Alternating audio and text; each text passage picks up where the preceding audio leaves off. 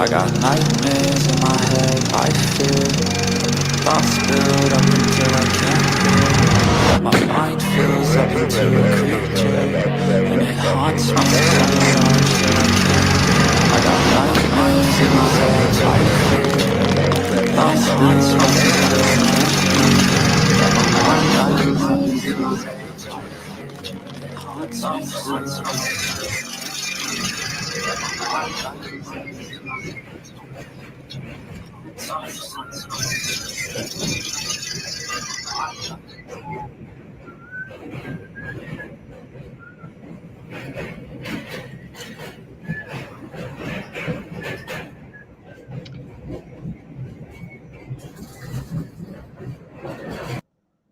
Hey guys, so welcome to another live stream here. Can you believe it? Another one, another one, another one. What you've just seen on screen is from the subway heading towards Coney Island, from Manhattan to Coney Island. And what I really love about this little bit of video is you get this very dreamy and harsh idea of the everyday fabric of the city. It's sort of grimy, it's quite spectacular, but for some people, it's an everyday kind of drudgery. The question we're asking during this live stream is, to what extent is someone, anyone, you, me, a product of nature? Are we born the way we are and we wired to be the same person with the same identity from the cradle to the grave? Is there some room for improvement, I guess? Or are we a product of our parents? Are we a product of our institutions, of our culture? Is it one or the other? And what I want you to do as we go through this is related to yourself. So we're going to be in the safe zone to some extent, looking at Rex HEUERMANN and trying to decide to what extent did he create himself, and to what extent was he created by those around him, but not just people around him, also things like structures and edifices and the shapes of buildings and the fabric into which he was born, right? It's a really interesting question because it's either going to give you a sense of determinism and fate, like a sense that you, no matter what you do, you are kind of on a road to somewhere and you can't really do anything about it. Or you can get a sense that at any point in your life, you can reinterpret your circumstances, your identity, and you can choose a different path. And I don't think there's any doubt that any criminal in the world, if they had simply done that themselves, looked in the mirror and said, can you see which path you're going down, right? And you don't have to be a criminal to do that. You can be at any stage in your life. I've just turned 52. I've just had a birthday. I'm still in birthday time in America, but in my local time, it's already the next day. It's the first day of the rest of my 52nd year. And so birthdays, New Year, Christmas, when somebody dies, when somebody's born, these are all good times to re-examine our lives, right? So we're going to have a look at this article to start off with. And this came out today. The lawyer for Rex HEUERMANN is defending his search history. It's not a particularly flattering search history. And he says the following. His lawyer says everyone's Google search history is weird. It's and it doesn't make him a murderer if his is weird. In the same way, it doesn't make us murderers if ours is weird. But his is particularly weird in one area, right? It's weird in terms of how violent it is. It's twisted in a particular way where it feels quite sadistic. Let's listen to what he says. In terms of scrubbing, or I haven't seen any of that. Searches, so that's another interesting point. Searching the internet. Ask yourselves what you search on your computers and your phones. So one thing leads to another. You see a show about something, you start searching, and they talk about how somebody's killed, you start searching, and then they talk about another way, and you start searching. Think about if they looked at your own personal search history, how all of a sudden you're guilty because of your search history. Think about what you search, what your friends search, what your kids search, what your neighbors search. So if you think about that question intertextually, over the course of covering quite a few true crime cases, we have seen the search histories of different perpetrators. Oscar Pistorius searched certain kinds of porn sites. I think the night that Reva was killed, I think so. Barry Morphew's search history has come under the spotlight. I think he denied that he made particular searches. Um, so, in a way, he's making a good point. All of us may have, let's just say, colorful search histories, especially in the area of sex or sexual fantasy. Um, I don't know if I agree that everyone is turned on by violence. I mean, sexually turned on by violence, which is sexual sadism. I wouldn't say that is common. I wouldn't say that is something that the average person looks at. Anyway, let's hear what he says even further. That in and of itself makes you guilty. Now, the second part of what you're asking me is about how he's doing. You're talking about a gentleman who has never been arrested before. He's a productive member of society. He's going to work every day. He's supporting his family, and he's incarcerated. And he's claiming he didn't do this. So obviously, it's troubling, and he's dealing with it on a day-by-day basis, one day at a time. But he is looking forward to having his day in a courtroom. Okay, so what he's saying is basically true. Who can be convicted on their search history? Maybe one day AI can do that. Oh, you're searching in that. Well, let's do a minority report, and you're going to be, a criminal of some sort. But it comes back to that thing that I'm talking about. Is let's take Rex HEUERMANN here.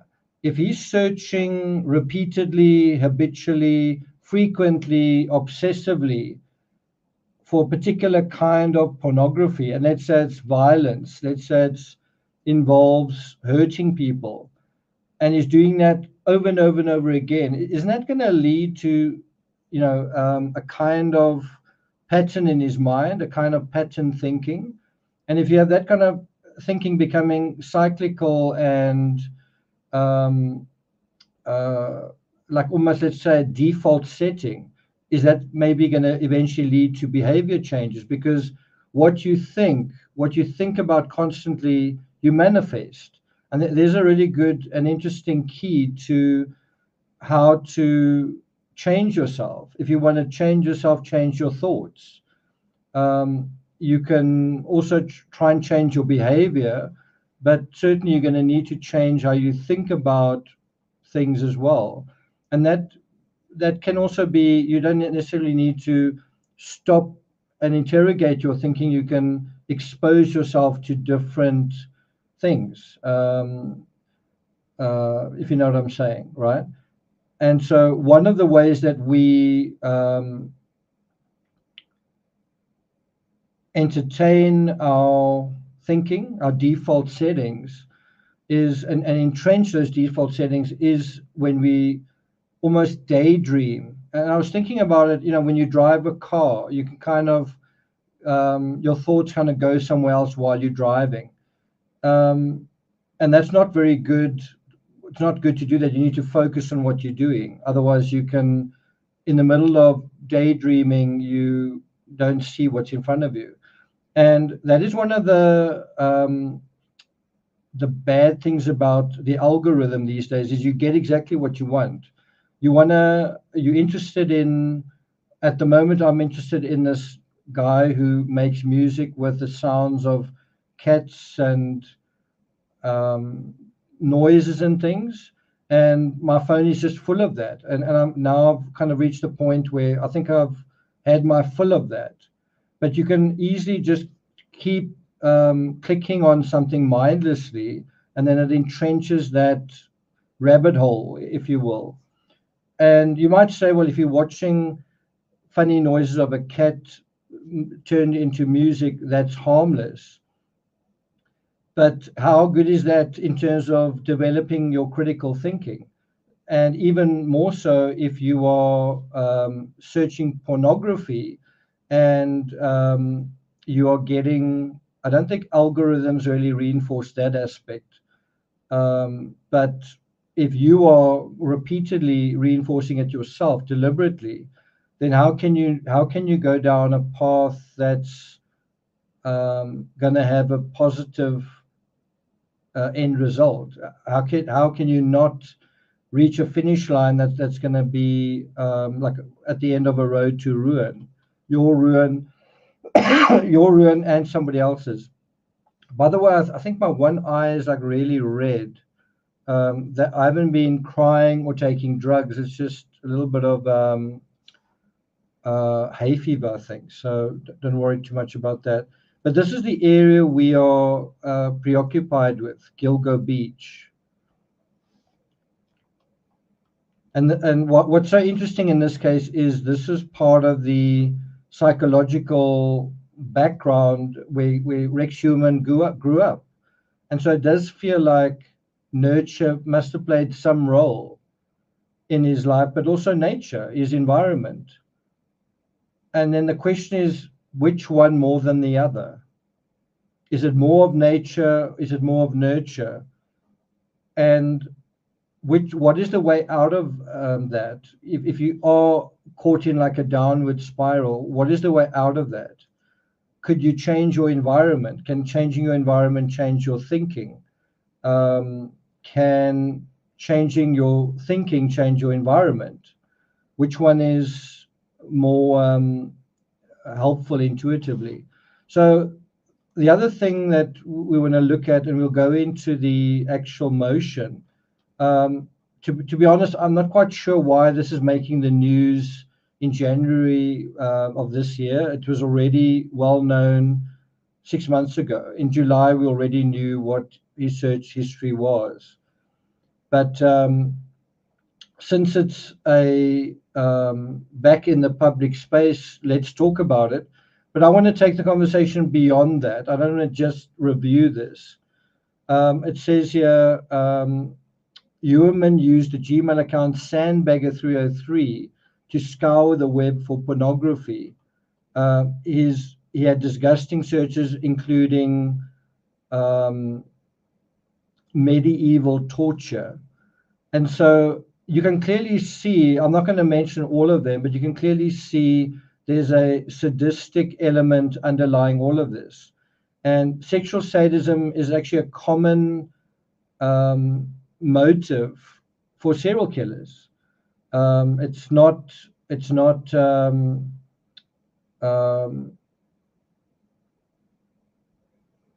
trying to think of the word. It's not something that's very unique. It's fairly expected. It's almost a cliche. The article goes on to say many of the stomach-turning Google searches came after April 2021, and that's definitely quite interesting. Is that we know that he was, well, let's put it this way. We know that the killings ended or we suspect that the killings ended in 2010. So between 2007 and 2010. Those are the 4 victims he's been associated with. And I don't know if you guys know, there are 5 hairs that have been discovered, 3 from his wife on the victims, 1 from him and 1 from his daughter. It does beg the question, if HEUERMANN committed these crimes, if he stopped committing the crimes, let's say after 2010, let's say for let's say 11 years, was he on the road to restarting his serial killing career?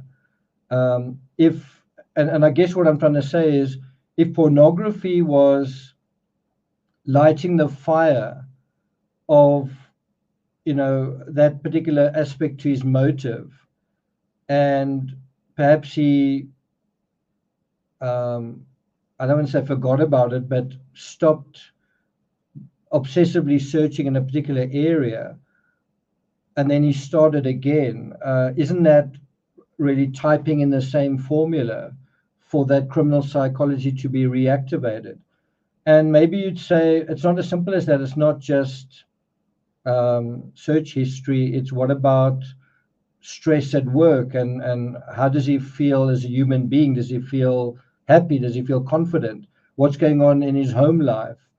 Um, and what I think is also interesting to look at is how often did his other family members travel, and when did that change? Did they stop traveling so often? Did they insist on him going with? All that kind of thing. And there is quite an interesting point here about that. So, by the way, this is part of what I don't think we've seen before. This over here, fetishes welcomed in Massapequa. Some of it's blacked out. But I just want to show you this, for example. It's from the latest motion. That is the actual trash bag in which the can was found that his daughter handled. I can actually recognize this is the Massapequa Park station. So she was obviously traveling from Penn Station home, and before going down these steps, by the way, I've gone down these steps myself. You get off the train, go past this, go down these steps, and then Rex HEUERMANN's home is less than a mile from this station. And anyway, so it's quite interesting that I recovered her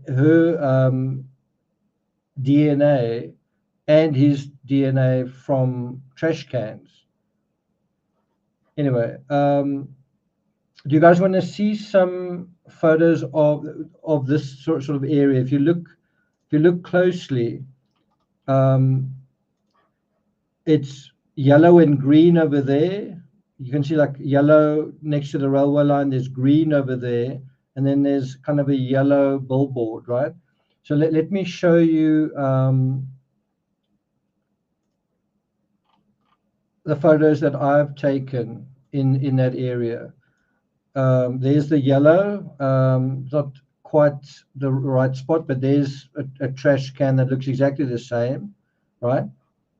I don't know if it is the same one, but it's certainly very similar, isn't it? I don't know if it's the exact same trash can, but that's a photo I took when I was there. But let's have a look at some of my other photos. Where are you?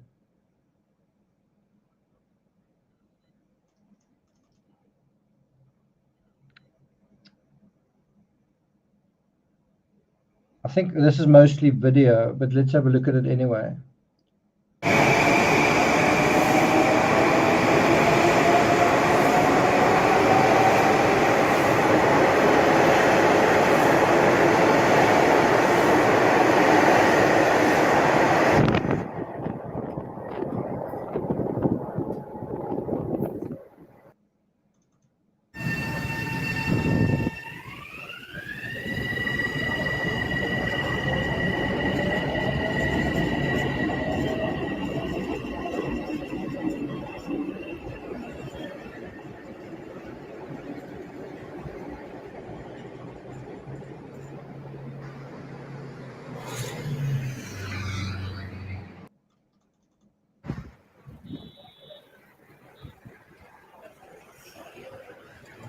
Is that the trash can over there, right?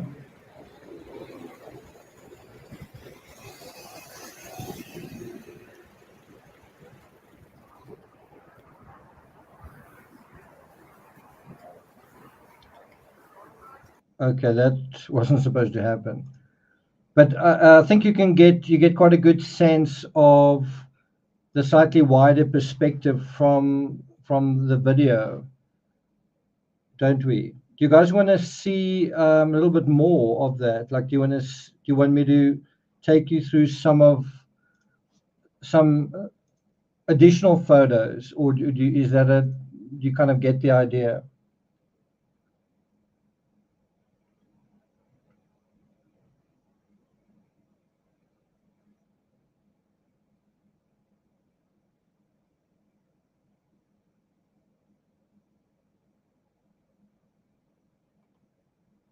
Yeah, so Ted Bundy also mentioned that I can't help thinking, who was the homosexual killer? Can't believe I can't remember his name.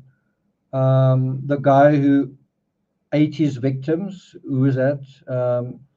But I really believe in his case, a big part of the um, issue was nurture. He was brought up in a home there was a lot of psychological violence, and that does have an impact. Of course, the fact that he was homosexual, that was his nature, and the environment around him was to some extent not particularly tolerant of it. But I do think he didn't know, his biggest problem was he didn't really know how to be intimate with someone. And so that aspect certainly came through via the it's actually so they're so intermixed with him, nurture and nature. I think one's got to talk, yeah, dharma, one's got to talk about it individually and collectively. I really don't think you can just talk about it in one sense. Did not bond with his mom, but also his problem was that he was so lonely. He was so lonely that for him having a dead body in his home was a comfort. I mean, that is extreme loneliness. Also, consuming one of his victims was a way that he satiated his loneliness. And I do think his loneliness and his sexual appetite were almost counterparts to one another. The lonelier he was, the more the sexual thing was. And the way to undo that whole thing was to form proper friendships with people. Try and have a relationship with someone where you can frequently have sex with them without killing them. I mean, can you imagine every time you have sex with someone, you kill that person?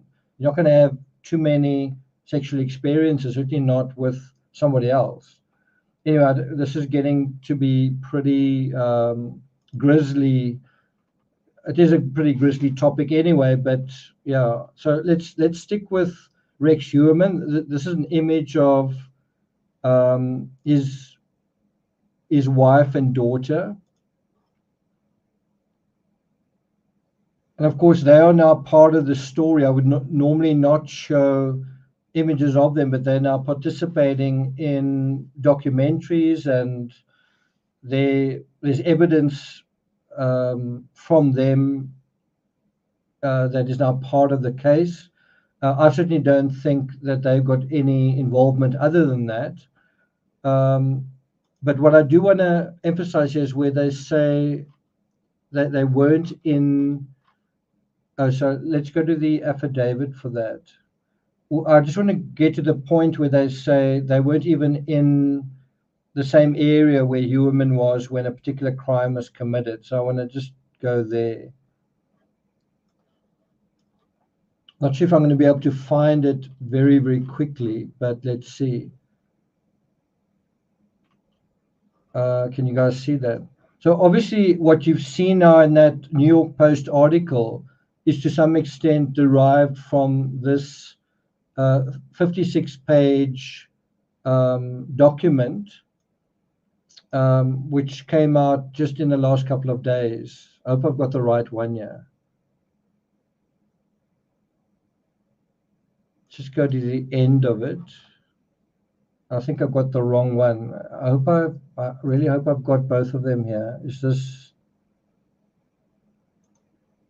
the right one?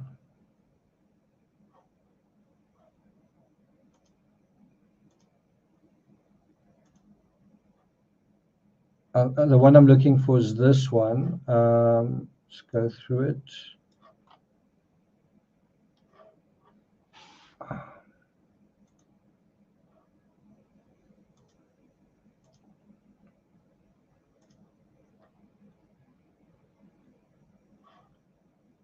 I'm a little bit confused. Are they both from July?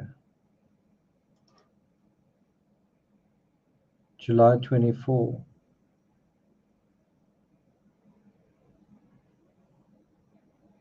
Anyway, so the part that I want to show you is where it actually shows that the family members were elsewhere when at least one of these crimes was committed. Not sure if I'm going to be able to find it. Did I see it in the article or did I see it over here?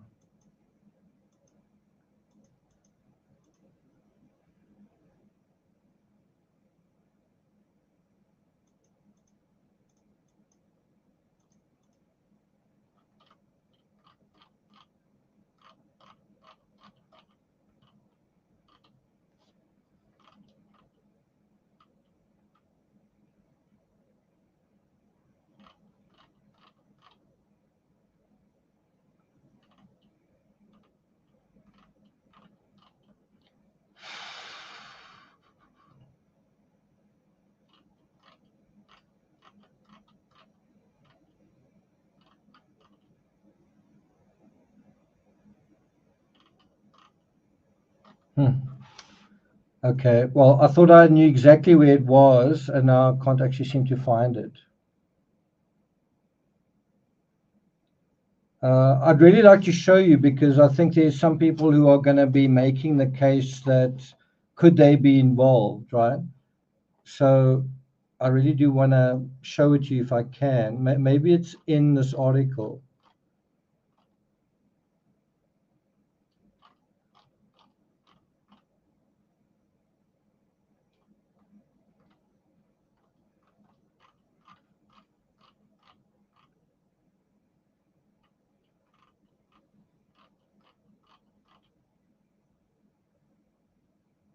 Here it is.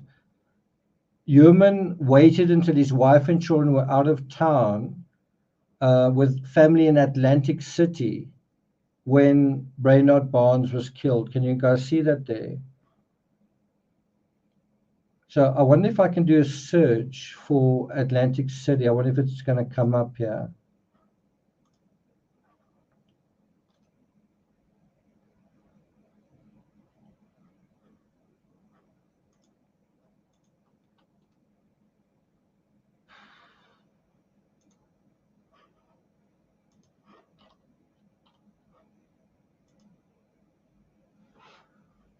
Do I not have the search function? Okay. Well, I don't have too much dead time, so let's move on to the next aspect of this. What do you think is the definition of that? Getting pleasure from someone else's pain, right? There's a word for that, and that is sadism. And you might think that sadism is a very exotic thing that belongs to other people. That's something that you don't have a sadistic bone in your own body, right? But there are kind of, let's say, at least two kinds of sadism. There's sexual sadism where you feel pleasure, you experience pleasure in a sort of violent, painful scenario. And I must say, God help you if you're one of those people, because Yeah. Anyway, you're going to need some therapy. But I think ordinary sadism is actually quite common. You watching a sports game and the opposing side has bad luck. Somebody gets injured. The referee says something that's totally unfair, but is to your advantage. It's all wonderful. Um, Ordinary sadism is fairly common, and it can even be present in young children where they realize that they can get attention. For example, very young children, by playing with their feces, they realize by doing something negative, they can get far more attention than by doing something that may be pleasing to their parents. You know, for example, if you're a child and your parents say be quiet, you may find that you get more attention by not being quiet, and so you do that to get attention. But you can apply that whole thing, um, that sadism, for example, being anal sadistic in terms of the child phase, to much later in life where you also feel you need to do negative things in order to get the kind of outcome that you want. And that is a very antisocial psychology ultimately. But this is such a good article. I'll put this link in chat.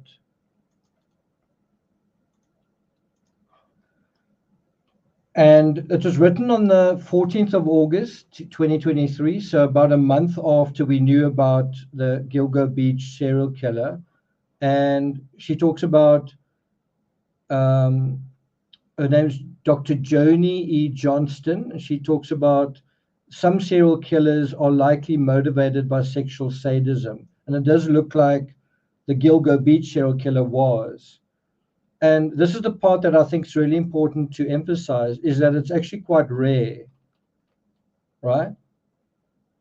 Sexually sadistic crimes are rare, thank goodness.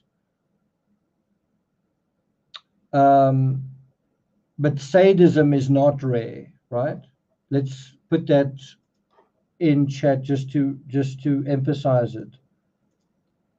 Sexual sadism is rare, but sadism is quite common.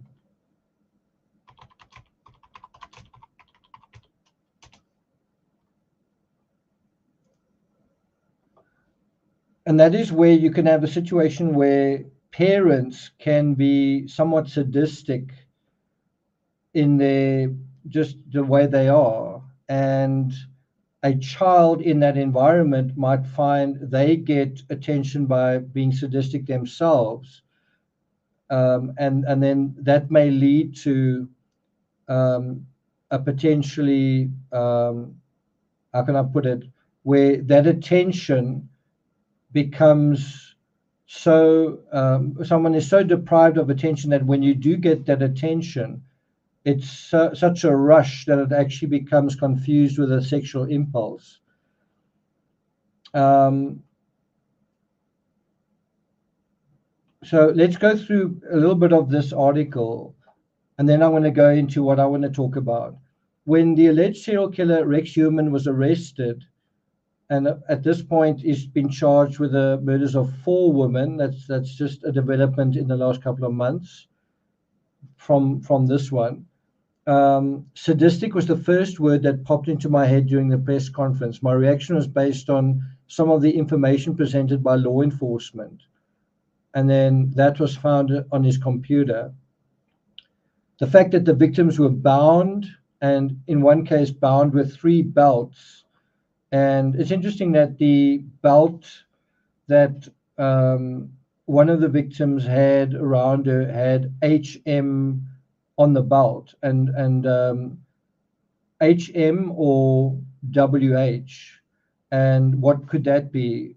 HEUERMANN, HM for the first and last letters of HEUERMANN, or WH, which is the I think his father's, his his father or his grandfather? I think his grandfather's name was, what was it?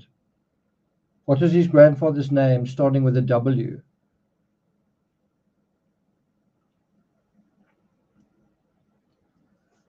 So anyway, he goes on to say, we often associate sadism with extremes. If the alleged facts are true, the Gilgo Beach serial killer is like a sexually sadistic serial killer. There you have it. Fortunately, these are extremely rare, right? And you will see in the true crime community, so we're talking about a sexual sadist, likely, in this case. Well, that doesn't mean there are sexual sadists literally running around all over America. And there's probably going to be an attempt to convince you that that's the case. It's not. They're not that common, fortunately. And there she says, non-sexual sadism is common. And then she talks about the act of getting pleasure from inflicting pain, suffering, or humiliation. It falls on a continuum. There's a more subtle version commonly called everyday sadism. Everyday sadism. Let's just see what they say about that.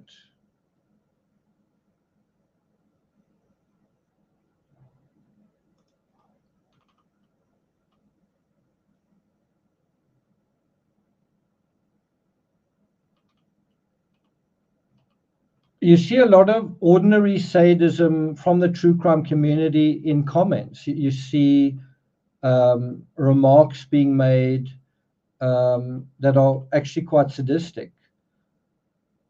So they say it's easy to recognize sadism when it involves physical violence. In my forensic work, I've seen more than one parent who seemed to look for ways to humiliate or harm his child, seeming to take perverse pleasure in the devastating result. But there are subtler psychological forms of sadism that can also be insidious and damaging. And then there are a couple. Creating drama, frequent internet trolling. Anyone who's internet trolling, that's a kind of sadism. Bullying or ridiculing, mocking others, making derisive jokes, controlling through verbal intimidation, deceptive acts meant to humiliate. I think even if you on YouTube and you kind of making kind of, what's the word, sarcastic, but like constantly rolling your eyes, making sarcastic remarks, belittling, mocking, but like constantly, that is a kind of sadism. Let's enjoy ourselves. Let's enjoy ourselves at the expense of whoever. And yeah, sure, that person's a criminal, but it's almost like the Colosseum. You know, you have all the Roman citizens sitting there, and in the middle you have some poor schmuck that's like a prisoner of war, effectively, maybe a Gaul. And now that person's, you watch that person being eaten by a lion or whatever it is, or in a gladiatorial situation. And all of that is for the bloody amusement of the mob. And then the question is like, what did gladiators say? Are you not entertained? Well, are we not entertained? And you've got to be careful in this looking in the darkness at criminal psychology and criminal behavior, that it doesn't awaken your own darker impulses as well. Do you come out of this edified, or do you come out of this entertained and titillated? Do you like being shocked and what's the word? You like being shocked and take pleasure in the destruction of other people, or do you are you invested in the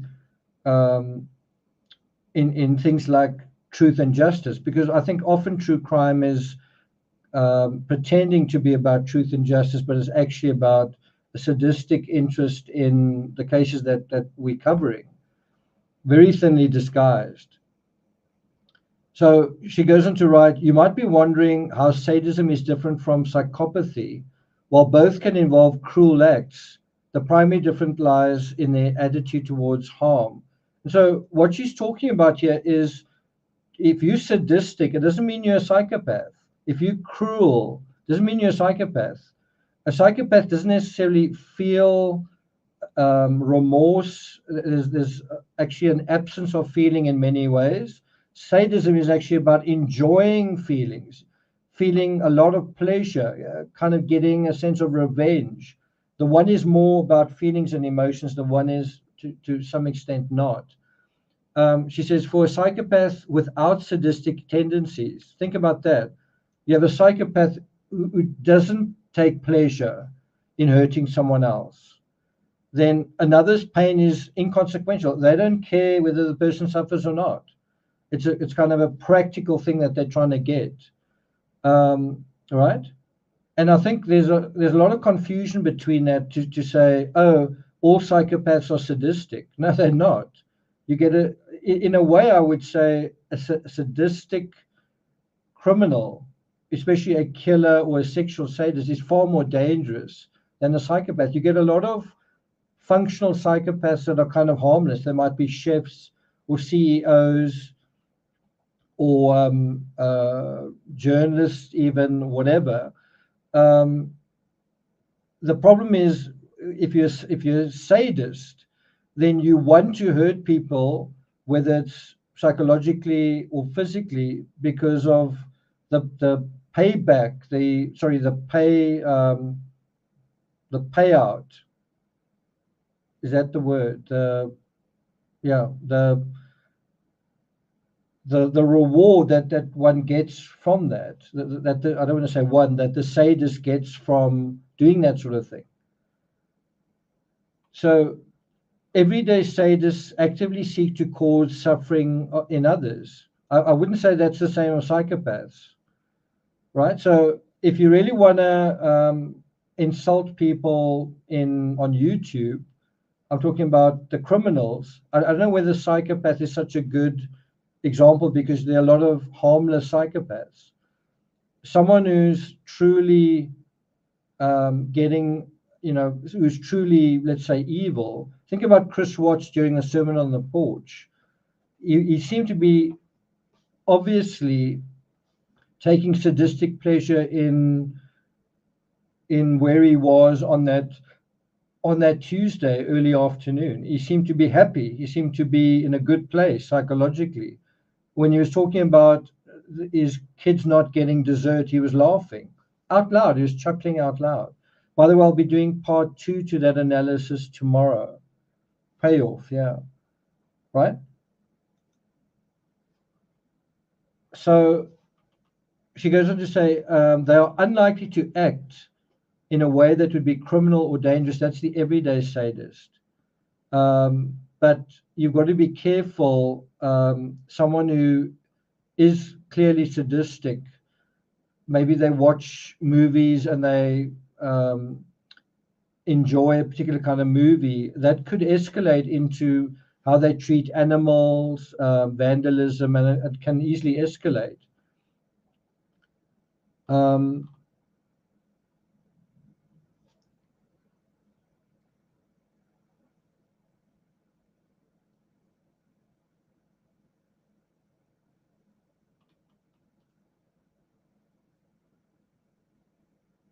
So everyday sadism isn't a mental health disorder. So please don't, if you take, if you watch John Wick, for example, I'm trying to think of other examples, but if you watch movies that are quite violent, there's probably a sadistic element to them, and if you enjoy it, doesn't mean you've got a health disorder.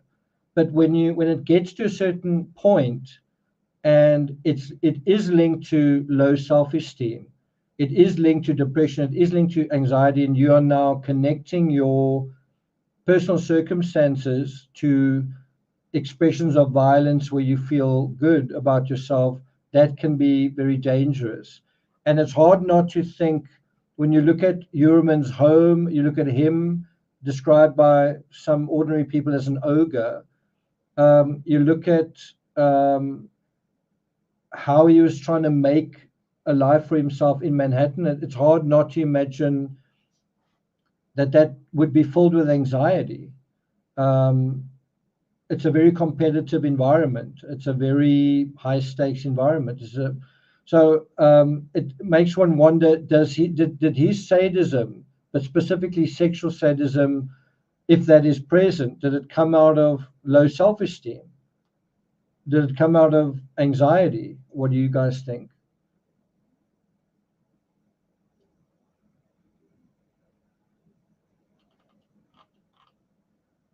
So the 1997 definition of a sadistic personality disorder, this is when it's really out of hand, is employing physical cruelty to assert dominance, humiliating or demeaning others publicly, experiencing pleasure from others' pain, deception with the intent to harm, using fear and terror as a control mechanism, overly controlling those close to them, an intense interest in violence, weaponry, and that. Now, I want to talk about this. I'll do it a little bit later, but I want to talk about that aspect in terms of YouTubers in true crime that basically exaggerate, they're constantly exaggerating how shocking, and they sensationalize crime. And what they effectively doing is they are trying to um, terrorize their own. Terrorize is probably the wrong word. They're probably trying to keep their own subscribers in a state of fear and anxiety, and then basically say, well, I'm providing you with the answers and I can deliver you from evil kind of thing, but it's kind of at the same time exaggerating the fear, and also being the what's the word, the savior, providing a solution to this. And it's very damaging to society, that kind of thing as well. We need to know what is the right level of anxiety, not just exaggerate it, right? And that's where I think it's important. For example, in this case, the Long Island serial killer case, um, it's bad enough the crimes that have been committed to start suggesting that there are going to be dead bodies in South Carolina and Vegas. And you've heard people say that. Oh, I think maybe this murder there was Rex HEUERMANN. I think maybe that murder, there's an unexplained case there, that's him. People did the same thing with Brian Koberger. We're going to see dead bodies all over Pennsylvania. Well, did we? Right? So let's investigate the cases on their own merits, not try and make them worse than they already are. Deal with the reality of a case, right? And that brings us to what I really want to talk about here, which is the ripple effect of small things. What do you think I mean by that? What do you think I mean by a knife cutting through Massapequa Park? Some of you who are on Patreon probably know already what that's about. What do you think I'm getting at when I talk about a knife cutting through Massapequa Park? Well, let me show it to you again.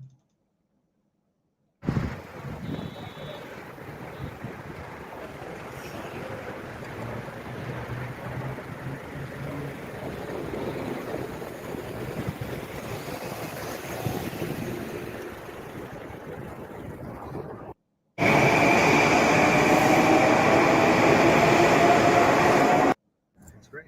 I gotta tell her she has to do this. So let me just turn the volume off there. That's very easy. She just has. Thought it was off.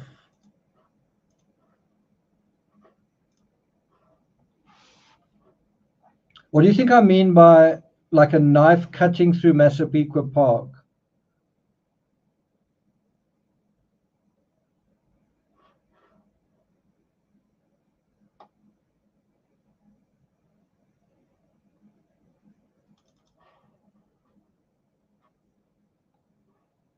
Can you see this?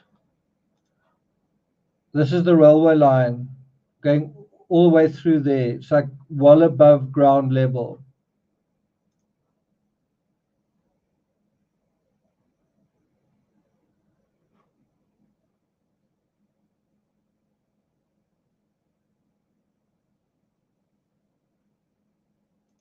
So let me ask you again, what do you think I mean when I say like a knife cutting through Massapequa Park?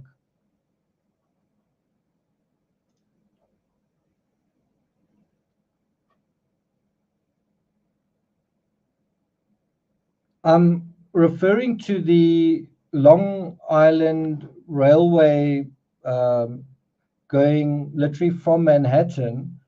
And although it passes through Massapequa, it basically passes right over it, like right through it. It literally cuts right through this little town. And it is very clear. I mean, let me show you from this angle. I don't know if you can see, it goes all the way to over there.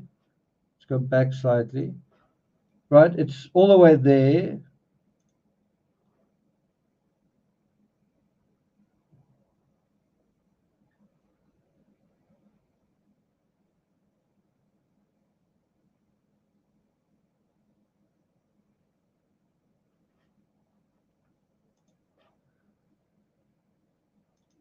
And it's very, I don't know, it's a very severe thing in a sense. Like while I was in America, I went through many little towns, and it was quite strange how this line literally cut right through everything. It's constantly there, right? You go from there, and there's the next one and the next one, and how does that feed into the psychology of someone who lives there? Like Rex Heuermann literally lived just around the corner from this structure, literally probably less than 1 mile from this structure, cutting right through his village, right? What do you think the psychological message is where you have a feature like this in your neighborhood? It's not natural. It's not like a forest or a stream or a waterfall. It's a man-made thing that cuts right through another man-made thing.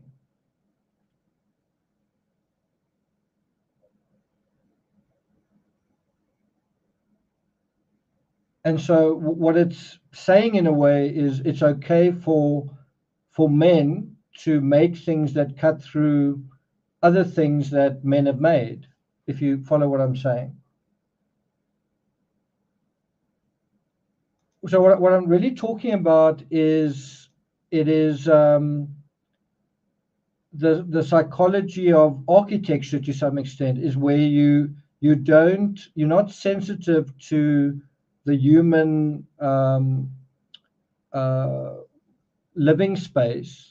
You can be violent towards it. You can simply just interrupt all those things that are there, all the little arteries, all the little things, and you can just bulldoze something right through there.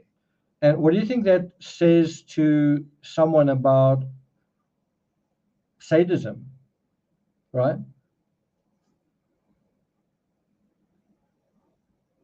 What I'm trying to say is it's the way that this particular structure cuts through Massapequa Park isn't done in a sensitive way. There might be some people who have a pleasant sense of it. But what if you don't? What if you don't? So I'm going to just put this picture up on screen.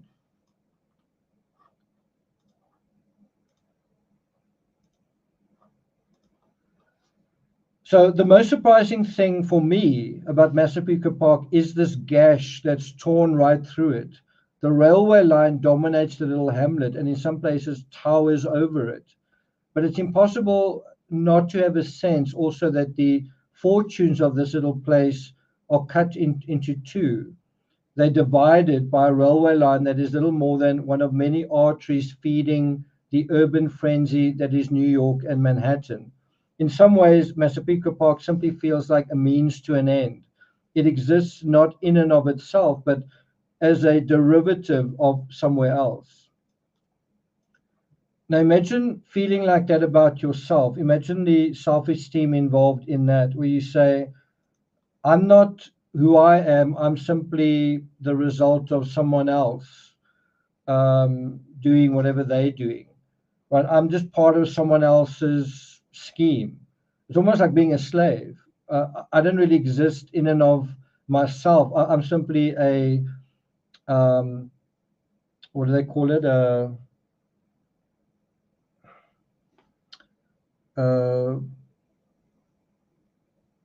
What do you call it if you wear a? I'm simply a prosthesis, right? And that is a very depressing thought. It's certainly not going to give you a sense of agency, right? And so this railway slicing through the urban fabric, not subtly, and they could have done it in a subtle way. They could have done it in a more elegant way. Instead, it's slicing through in a cruel and explicit way. Is a not subtle confirmation of, for me, Massapequa's position on the status quo. So when I was in Massapequa Park, I was surprised that the neighborhoods were so leafy and beautiful, and there were some very beautiful homes there. I was surprised by this because of this uncaring attitude to this part of the town. And I don't know, some people who live there might like it. I found it kind of shocking, surprising, insensitive. As I say, like a gash cutting right through. And it gave me the impression, even before I got to Massapequa Park, that this is how other people think of Massapequa Park. I can't really imagine them doing this in the middle of Manhattan, having a station sort of like that. There aren't there other more important buildings to have than a station, which is simply a place you get on or get off, right? Should that be more important than a park or a hospital or restaurants? Should it be tower above restaurants and bars and places like that? In other words, whoever built this seemed to give more prominence to the railway than to the people who lived there. So, put more simply, if Manhattan is about size and man's triumph over nature, Massapequa seems to be about the triumph of some men over other men. Does that make sense? And what is the triumph of men over men except a kind of sadism, right? The triumph of men over men, isn't that a kind of sadism? Anyway, that is how I believe the Long Island serial killer interpreted it. I also think HEUERMANN's failure to care for his own home, outwardly and inwardly, is a kind of a concession to feelings of smallness.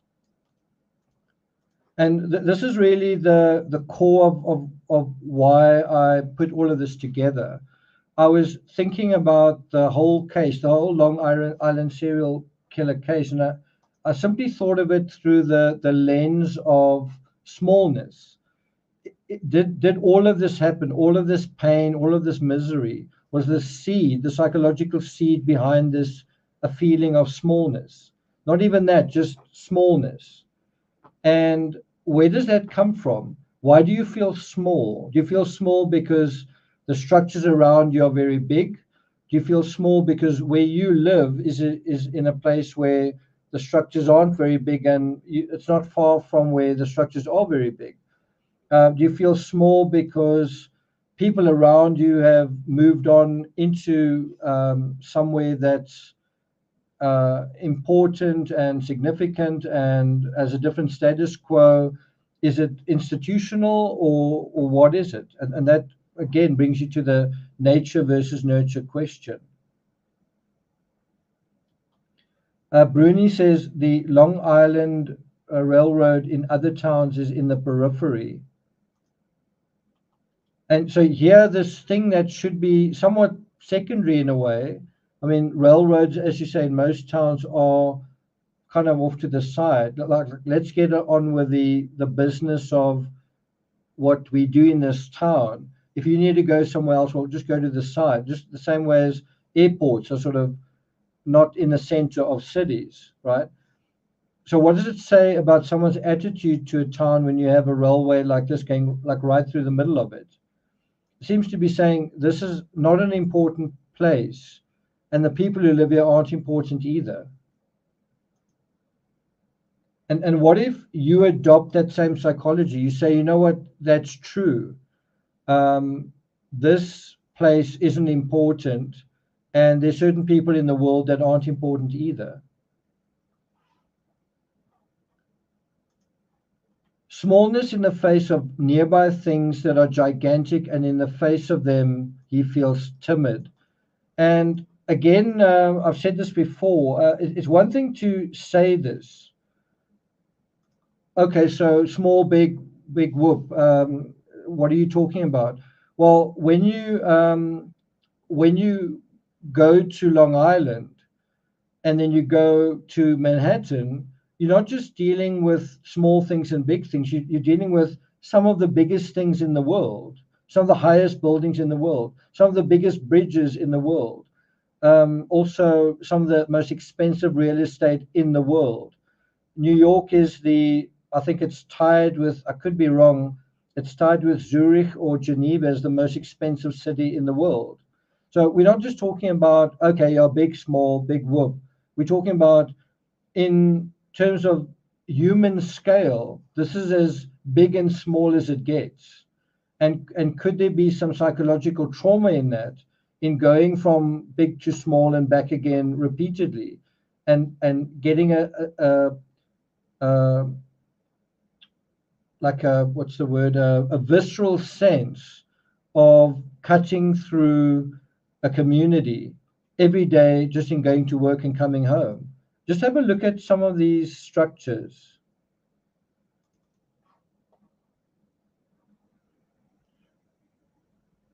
This is driving from Manhattan to Massapequa Park.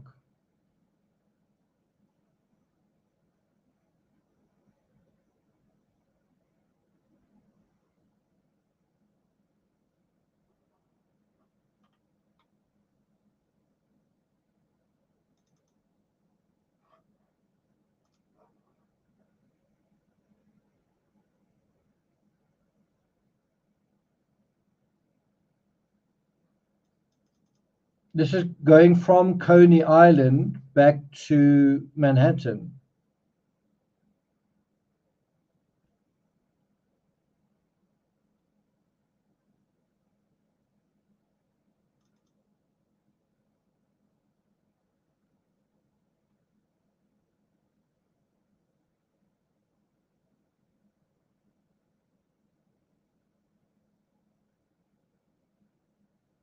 This is on the other side of that line,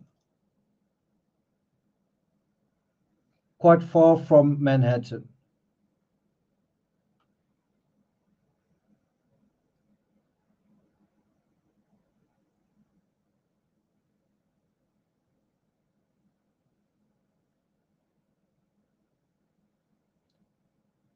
This is jumping back into Manhattan.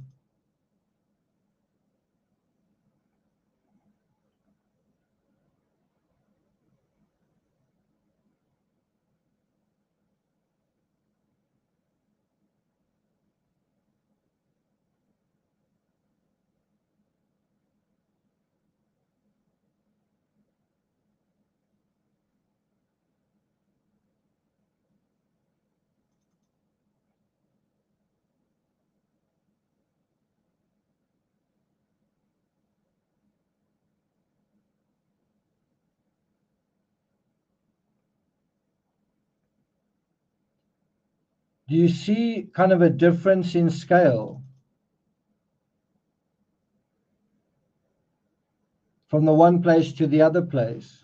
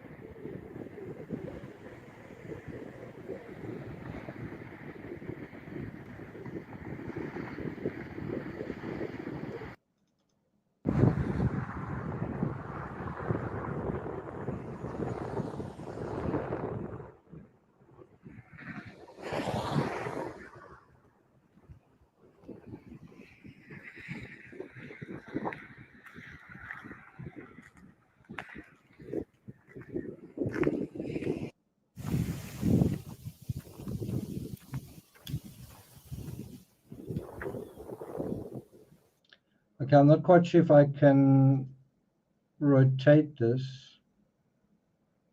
Maybe I can do it over here.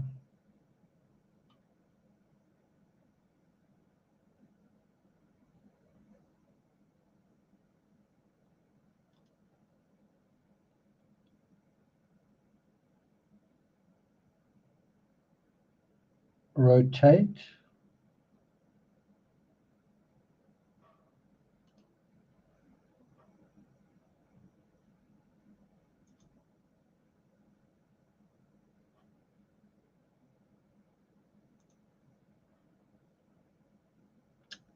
Well, I can't seem to turn it the right way up. It's not that.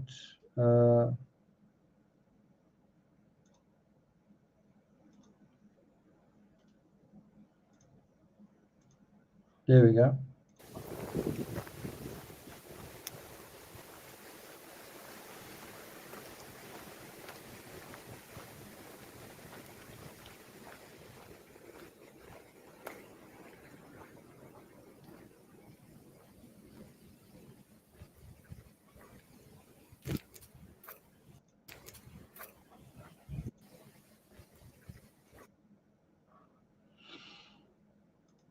So, but just by juxtaposing those clips, did you get a sense of the contrast, but kind of a visceral sense of the contrast? That it's not just a slight contrast; it's quite a jolting contrast. And it's not just that the situation in Massapequa is very different to Manhattan. This house that you see on screen right now is a particularly jolting a difference. And in a weird way, the same sense of neglect, I don't know if that's the word, uncaringness that you see with the way that the railway kind of gashes through Massapequa, you kind of have that same sense with this house. That almost that someone has given up on trying to care for the living space. I don't really care about the space that I live in. If you don't care about the space that you live in, do you care about the person next door to you? Right? And in a situation like this, you might say, I think that's just harmless. Somebody just has got other things to think about, but the inside of this house is full of clutter. And anyway, the bottom line is this a breeding ground right here for kind of sadism? Can sadism be born and raised in kind of a house like this that is neglected? Is neglect, just that word by itself, is neglect a arable psychological field for sadism? Where, think about what neglect is. It's when something is unloved, uncared for,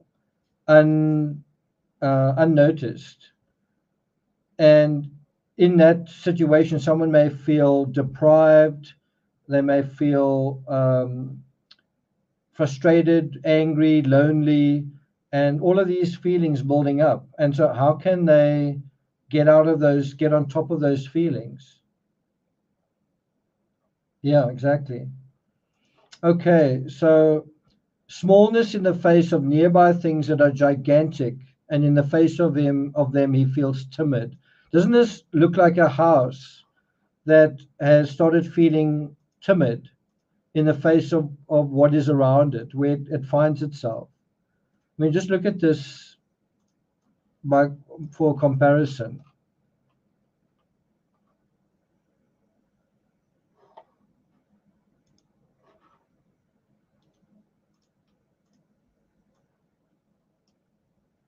Can I make this a little smaller?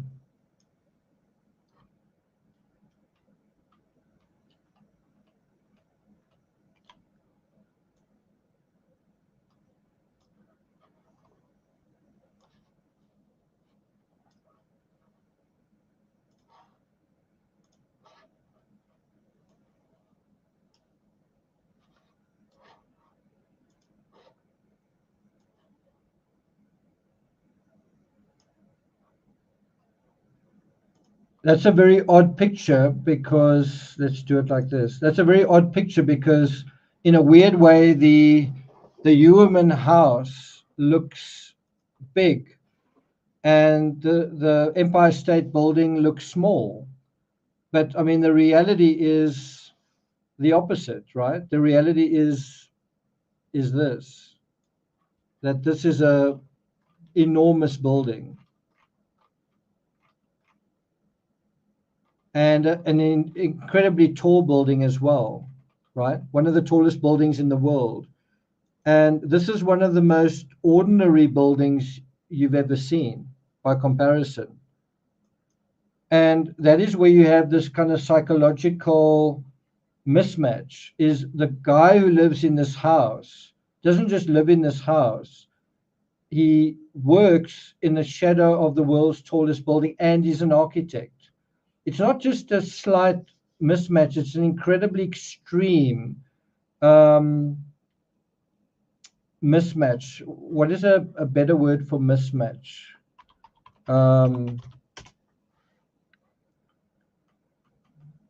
It's a discrepancy, it's a lack of congruence, it's a contradiction, right? It's incongruous, it's unsuited, it's incompatible. I'm trying to make this point. Are you guys getting it? Are you feeling that, wow, it is incredible? This is not just he works in an area where there are tall buildings. He works in the tallest area where the tallest buildings in the world. His home isn't one of the most impressive homes in the world. So it's almost like one of the least impressive buildings he lives in.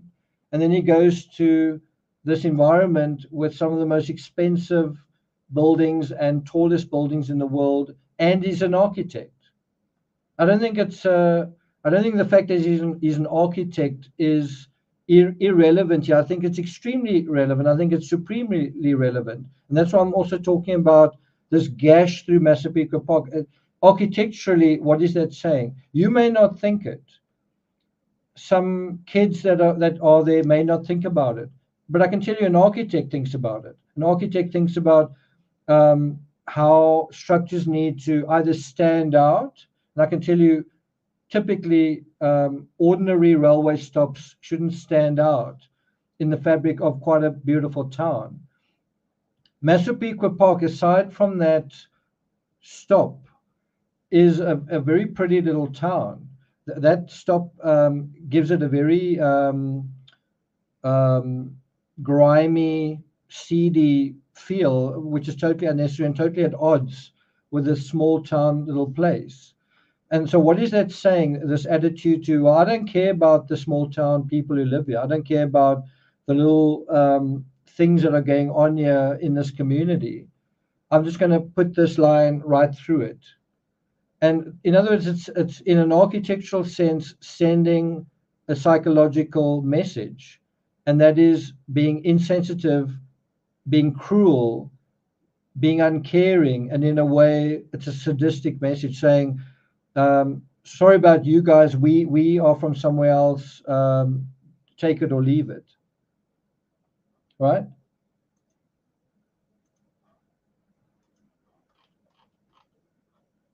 So in a very simple way, I'm trying to tell the story of what goes to the heart and mind of someone who feels very small in their own life. And again, what is making a person feel very small? Well, what if every single day you go from your small environment, in his case, the small, sad little house, into the spectacular setting, right? And that's maybe quite a nice journey. You go into the spectacular setting. I've enjoyed that journey every time I've done it. I enjoy Manhattan. But then you've got to come out of that setting and return home. What's that like? Every time you've got to come out of the setting because you don't really belong there, your home is somewhere else. And what is that continually reinforcing psychologically? Well, that there's a contradiction going on here, right? There is a lack of congruence going here. There's a discrepancy going on here. And in another way, it's saying, in the same way that places are different, the values of houses and buildings and properties are different in different places. In a kind of a similar way, the people who live in those buildings, you might say the same thing. And you might say, I resent that. What an insulting thing to say. I don't have the same value as where I live. Well, you may not think that, and kudos to you if you don't, but somebody else might think that. Conversely, if you live in a very expensive neighborhood, isn't part of the idea of that other people think that and know that and appreciate that and respect that, right? And so if you continually moving from one kind of neighborhood to another every single day, what does that say to you repeatedly? It reinforces this discrepancy. But it's not just a discrepancy of wealth and prospects and whatever. It's also a discrepancy of status, of power, of agency. And then how does that translate to sexual sadism? Well, one of the ways you demonstrate your power, if you're a man, is through sex.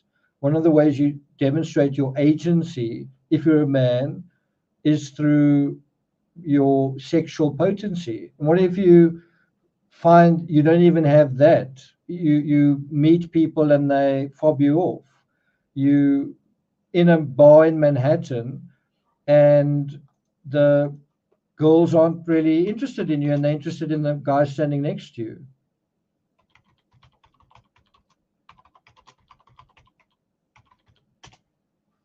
And so everything that you're feeling is now being reinforced on that scale as well. I don't know if you guys can see that picture. It's unfortunately not a very clear picture, but there's Rex HEUERMANN, and there are some people around him in a bar setting. Let's see if I can get a better version of that picture.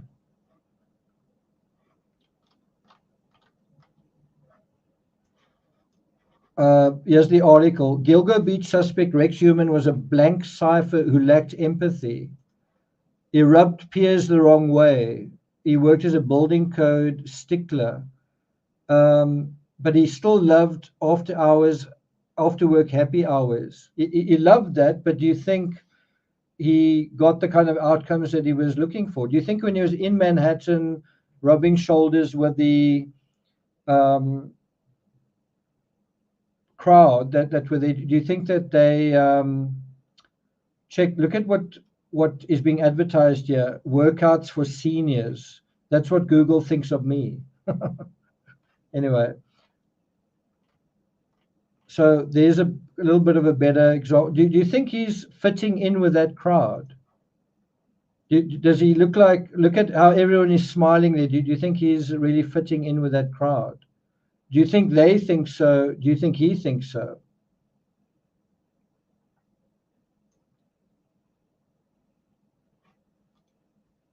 He wants to be part of the social hierarchy as much as he wants to be part of the work hierarchy and everything else. Is he?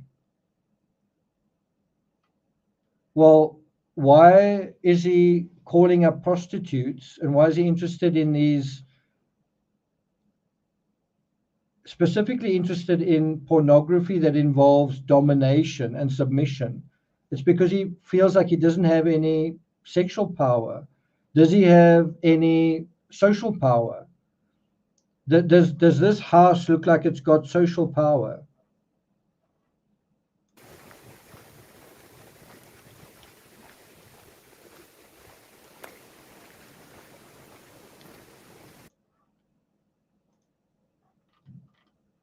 So if you want to know where the darkness begins in a serial killer's heart, it's in this area of impotency.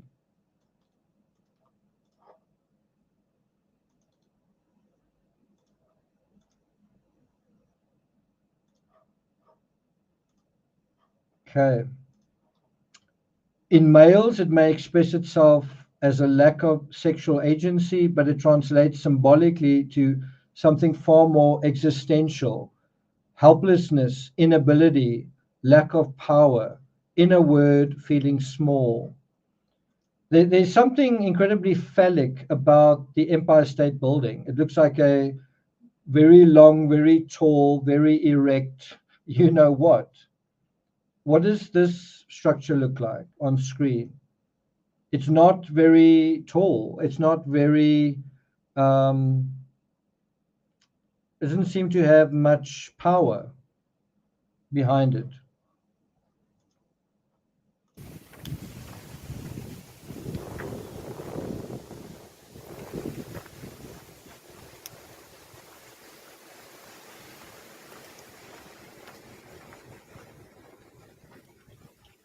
You might say maybe he doesn't care about it. He doesn't care about not having a lot of power. I think he does. I think he does. Right. And so how do you feel powerful when you feel small? Well, through sadism. Right. Think about that. Think about a crime and a series of crimes manifesting out of something so seemingly inconsequential. Remember what the theme of this particular live stream is: the ripple effect of small things, right? You might think something terrible must have happened to this person to turn him into this monster. No, a lot of little things, a lot of things that happen to all of us, except it's allowed to accumulate, it's allowed to degenerate, it's allowed to build up and become this burden. And when you look again, because you're not thinking critically about your own life, and you're following a path of least resistance to wherever it goes, and you unthinkingly going on a railway track to a certain environment and unthinkingly coming back, what starts to stew in your heart and mind, what starts to seed all of that, is this thing of, well, I really feel helpless and powerless, and I don't know why. And soon it goes from, I don't really know why or care why. All I know is that I want to feel powerful and strong. And I'm desperate to feel powerful and strong. I'm surrounded by powerful and strong buildings and neighborhoods and people and businesses and whatever. I want to feel that feeling as well. How can I feel that way? I can't work my way to it. So how am I going to cheat my way to it? What does Paddy say? Why is the house in such a state?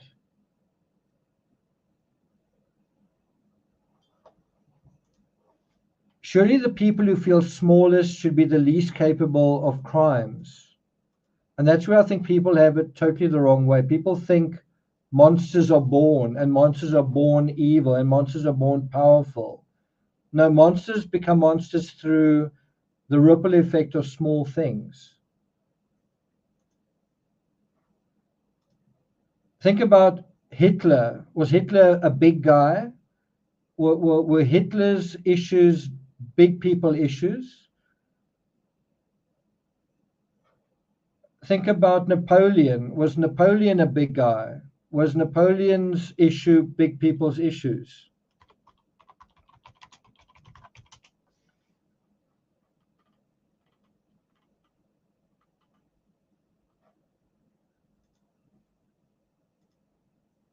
HEUERMANN, and they thought of him as an ogre, this really huge person. He's a very big man physically. He still felt small beside young, attractive women. And that reminded him of his overall smallness in the world. It's once again an incongruity. It's like, I'm actually a big person, but I don't feel big. I'm actually a physically imposing figure, but I don't feel that way. I want to feel that way. And I don't think if there's anything more dangerous than a big dog that in its heart feels like it's a small dog. In other words, a big dog that needs to show it's a big dog, and it's showing that out of a sense of fear and impotence. Because normally a big dog doesn't need to prove that it's a big dog. It knows it's a big dog, and it's maybe quite a friendly dog as a result. Everyone respects me, life is good. But a big dog that is led to believe it's a small dog, where even small dogs bully it, that is a nightmare. Because then other big dogs laugh at it, and other small dogs laugh at it.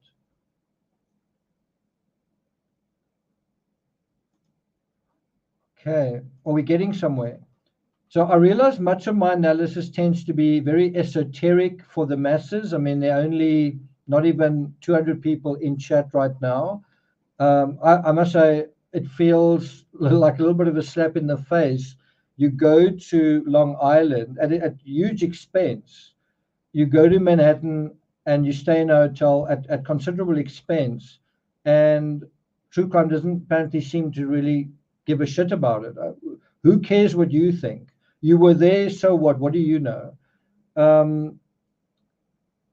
So I get that it is sometimes too esoteric. I get that it can come across as very abstract, even when you try and simplify it. But you can't tell me that the impact of one's environment is so difficult to see. And so what I'm trying to say is your environment does, to some extent, determine who you are, right? It does. Your environment can have a significant impact on how you think about yourself, how you think about the world, and how, to some extent, the world thinks about you, and you take that on. You accept that, right? So what I'm trying to say is, in Rex HEUERMANN's case, I think his environment had a significant influence on his psychology, especially the psychology of things and of spaces and of places, right? The psychology of place. What I'm trying to say is his environment, I think, had a massive influence in shaping his psychology. And that is simultaneously terrifying as it is, in a way, encouraging, because it can suggest to you, and I was very interested in this when I studied architecture. I studied the history of architecture. My father's a builder, and my sister's got a degree in architecture, is this idea that you can create environments that are good for people. And you can be aware that environments can shape people's psychology for the worse. You can create environments that you don't care about. And so doesn't that rub off on you? You become a cold, uncaring person. You create other environments that are incredibly beautiful and wonderful and designed around the human level, that you want to be part of those environments. You want to live there. Other people want to live there. Other people want to belong there. You want to belong to this community based on how this environment plugs into the natural landscape and is an extension of the natural landscape. And it's a beautiful, wonderful community that is integrated into its environment, and you want to be part of it. That's a totally different um, uh, situation to a landscape that is full of graffiti and broken windows and train stations running right through the top of it, and something that says, don't care about me. The other side to it is, if you live in a place where you feel like nobody cares, where there's litter lying around, maybe you should move somewhere else. Maybe you care too much and it's just not going to take you anywhere. Maybe you must be somewhere where if people care about the sidewalks, they may be in a better position to care about you. So what I'm trying to say is, what we're talking about isn't inscrutable. It's not mysterious. It's not this unknowable thing. It's very, I wouldn't say it's necessarily very obvious, but it's not like this unknowable science. And something I've said so often, I've written, over 100 books, and what I often come back to in almost every narrative is, I seem to notice that when there's a dislocation geographically, there seems to be a crime. Let me say that again. In all of these high-profile cases, there seems to be a situation where somebody is somewhere and then they go somewhere else and then there's a crime. In other words, someone is uprooted, someone is not connected, not glued to their environment in some way. They're unstuck, they're unglued, and that seems to then, I don't want to say lead to a crime, but it certainly facilitates all those things happening. One of the most famous examples recently is Gabby Petito. Gabby Petito wasn't killed at home. She was killed far from home. She was geographically somewhere else. In the John Benet Ramsey case, the Ramseys moved from Atlanta to Boulder, and they hadn't been living in Boulder very long when disaster struck. In the Madeleine McCann case, the McCanns are in Portugal where something horrible happens. This didn't happen at home, it happened in Portugal. In the Jodi Arias case, she drives a long way to get to Mesa, Arizona, and she'd been basically commuting in a way, sometimes a long-distance relationship, but she was trying to transplant her life from Wairika to Arizona unsuccessfully, and ultimately committed murder. Chris Watts, thanks a lot for that. That's a really good example. The Watts family moved from South Carolina to Colorado, and within a relatively short space of time, you have absolute carnage. You have the same thing with the Morphew case. The Morphews moved from Indiana to Colorado.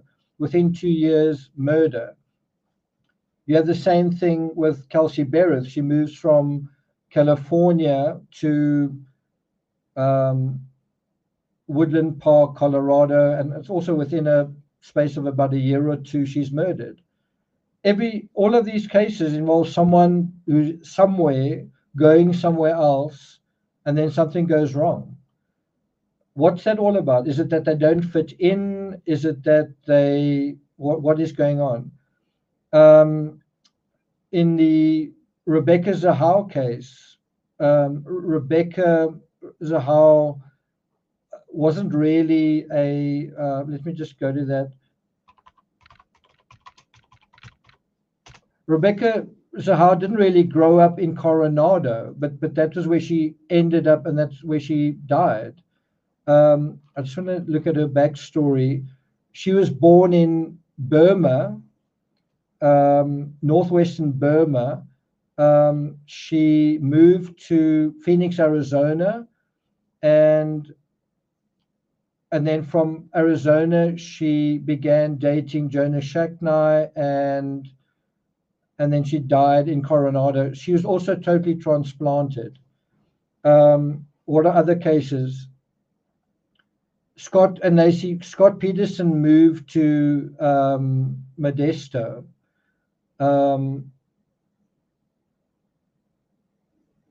And so on and so on. You can go through so many cases. It's just really interesting, Amanda Knox. It's really interesting how you have this geographic dislocation followed by a kind of psychological dislocation, a psychological attempt to try and transfer, relocate, right? And perhaps a failure then to do that. There's another good example, Laurie Vallow.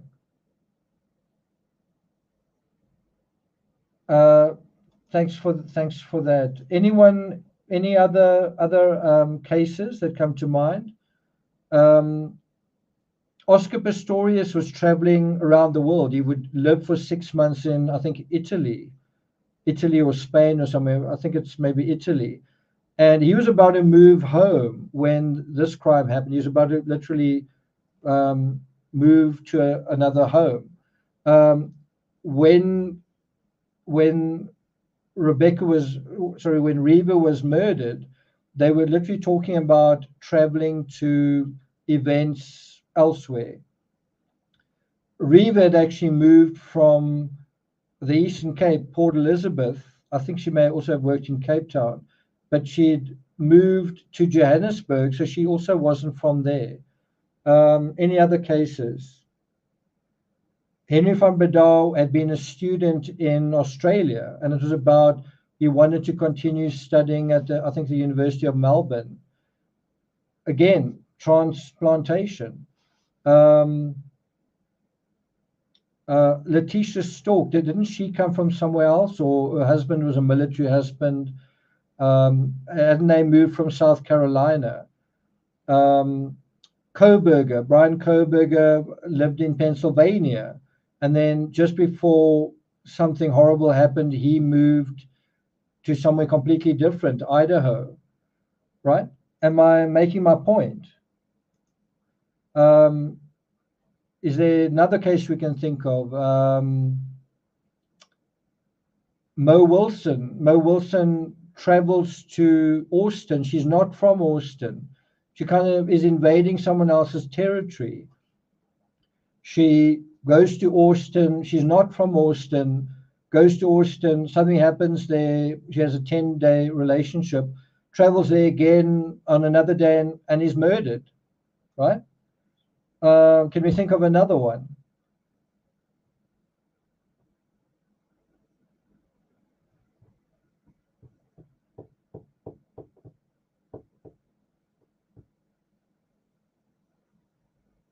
Vincent van Gogh is a Dutch dude, and he's in the south of France, and things start going wrong, and the villagers kick him out of town. Why? Because he's dislocated and people aren't accepting him. I did mention Gabby Petito. I'm just trying to think of another example.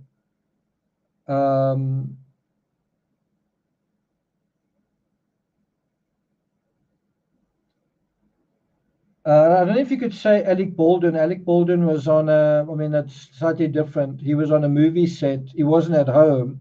He certainly was not in New York. He was in New Mexico, right?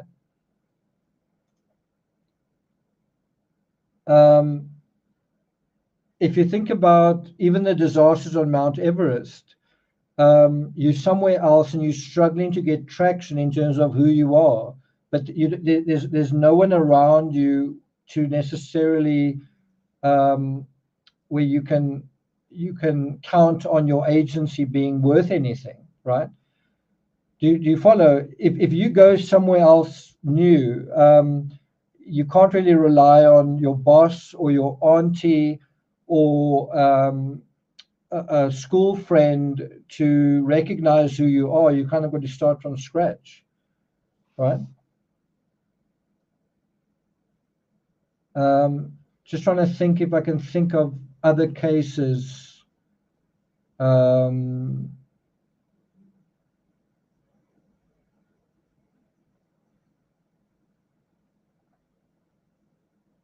Any other cases?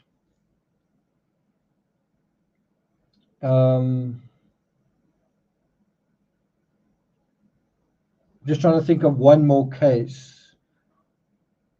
How about Casey Anthony? She moved out of her home when all of this happened. She moved out of her home. She was staying with Tony, and she was also in a different environment. She was going to all these parties. Same thing, isn't it? I did mention Jodi Arias. Natalie Holloway, also, that's a great example. So are you getting a sense that it's not just this, oh, I don't know what he's talking about with Rex Heuermann. There is a sense of psychological dislocation that's taking place, right? And it's not as mysterious as it may seem. There's something wonderful about knowing the terrible connections that exist between landscapes and memory. And the fact that if you have these connections, you can break them. You can either go back home if things aren't working out, or you can say, sorry, I've got spelled terrible wrong there. Let's just do that again. One more time.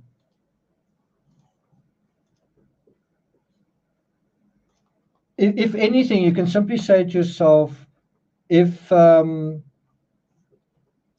this situation is so fraught, then I can take a little bit of, I can give myself a break that it is very stressful for all people.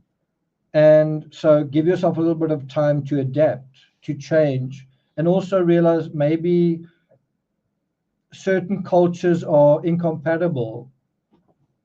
When I say culture, I don't mean like, I simply mean the culture of place may be incompatible with yours, or yours with theirs, or that you simply need a bit of time to set down psychological roots. And I can tell you, when I moved into my home, I'd lived all over the world, South Korea, the United Kingdom, various places, Bristol, Edinburgh, Maidenhead, etc. In South Africa, all over the place.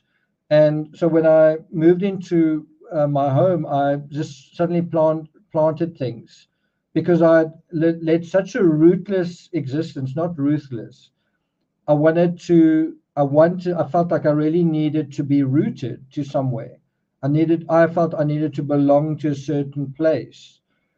And that is a very real thing. And you might belong by planting a garden, and you might belong by joining a book club, right? But we are social creatures, and we do need to belong. We need to find some way to do that.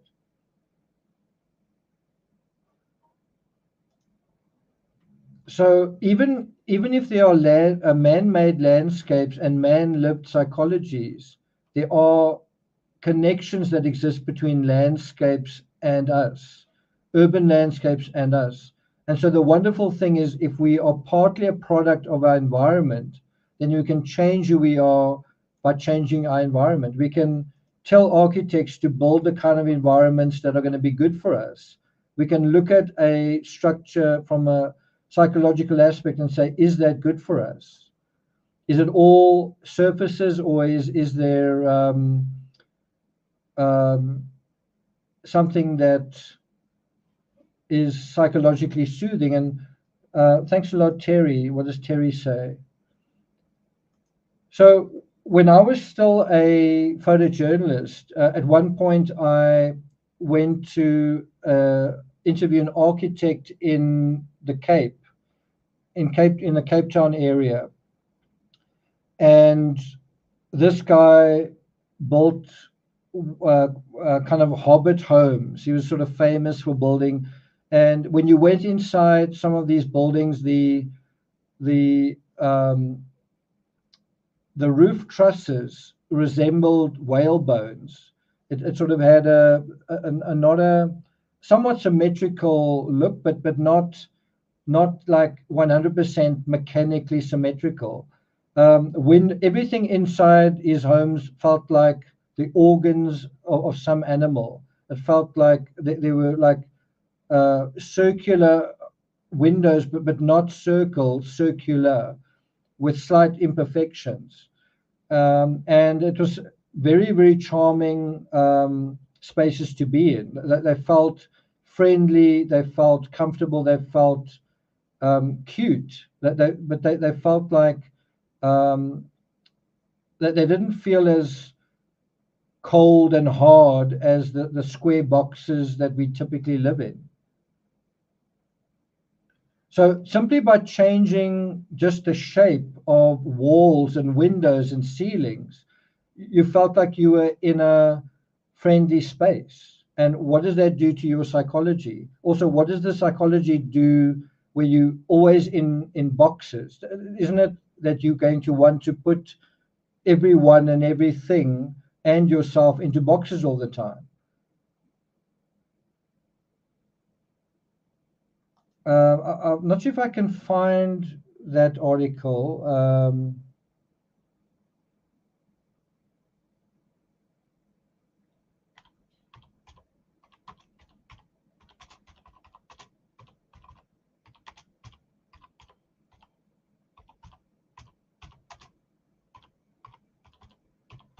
See if I can do it with a quick Google search.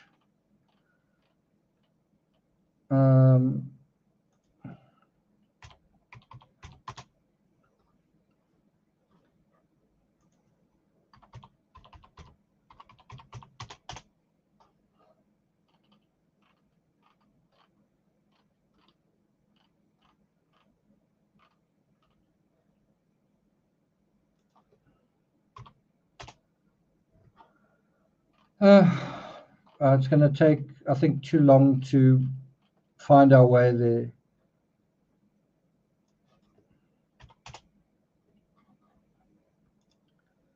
Let's try one more thing. So I've got a blog called the Portfolio blog, and it might be here. Can you guys see that? Might be somewhere here.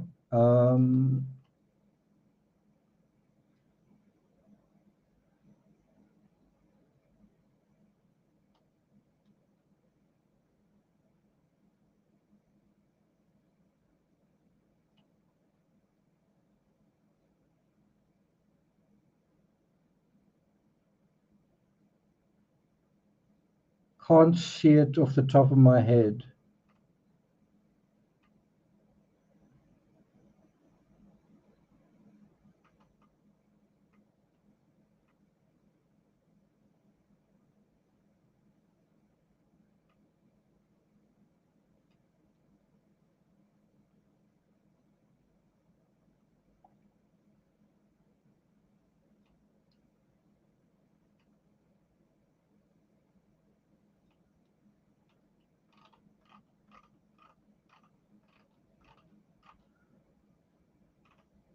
So these magazines that you're seeing are just some of my portfolio once upon a time.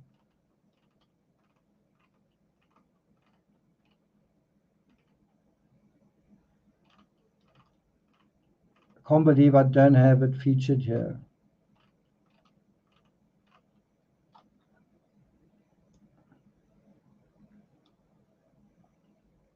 It might be on my other blog. Let's have a quick look.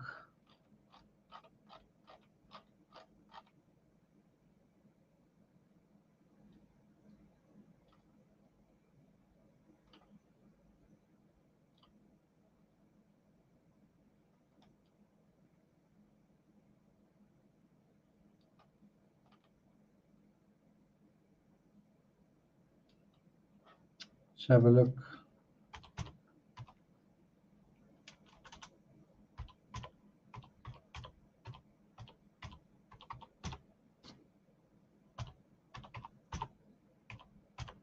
I seem to remember it's on the right-hand margin of this blog.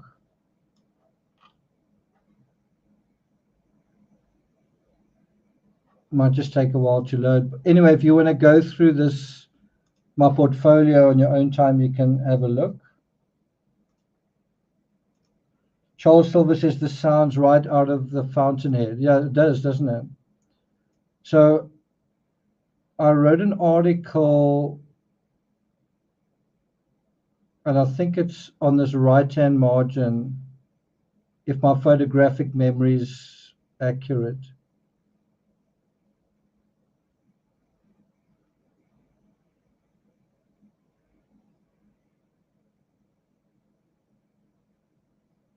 Should be coming up now.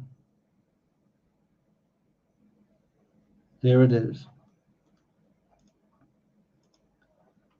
So that's an article I wrote quite a while ago. You can actually see the window that's not really exactly symmetrical, but it's almost. And the article was titled "How to Live Like a Hobbit," and you can see a little bit inside the kind of structures that he would make. And anyway, that is the article that I wrote about. I can't quite see what this guy's name was. Etienne Bruvard, it might be. I don't know if I click on that. Finweek, January 2015, How to Live Like a Hobbit, page 56 to 57. Anyway, there it is. But that's kind of what I was talking about. So what I mean is you can have architecture that is friendly to the human psyche, and you can have architecture that's extremely cold and clinical, and that can have an effect on people.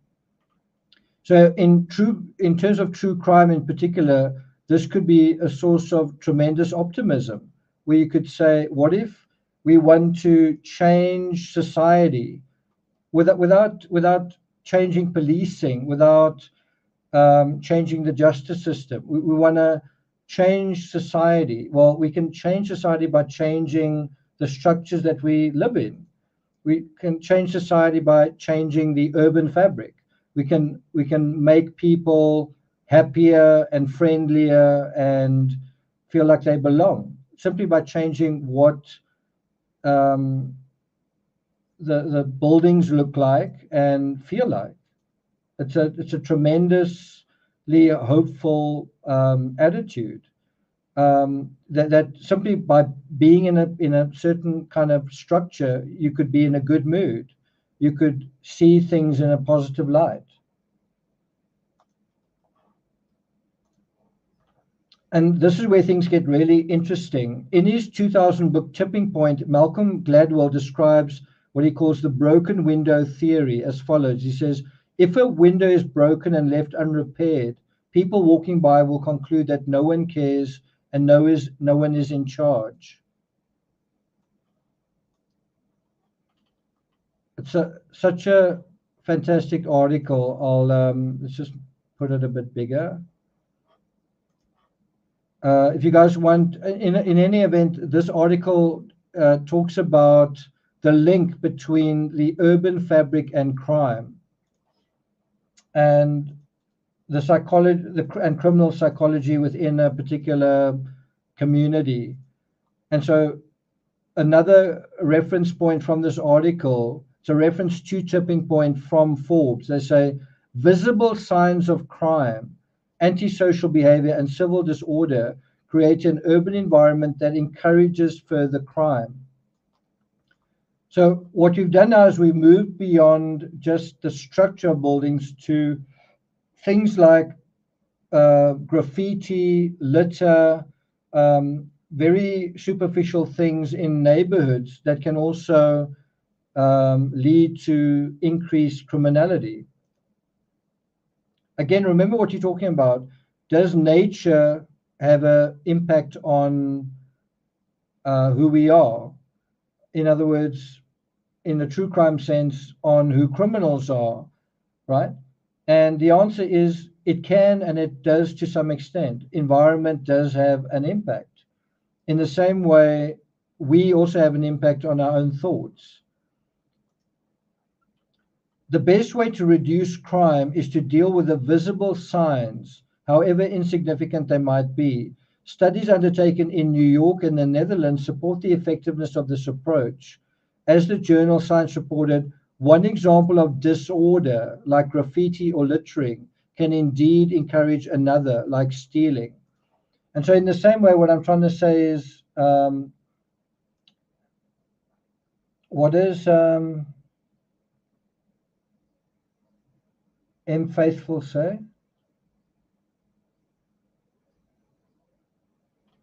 So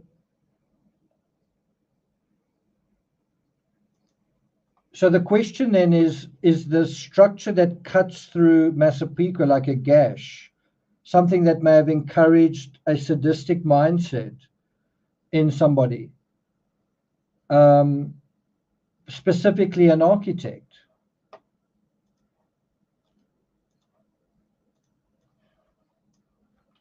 If you have a neighborhood that is filled with buildings with broken glass, is a would-be thief going to be worried that they're going to catch him?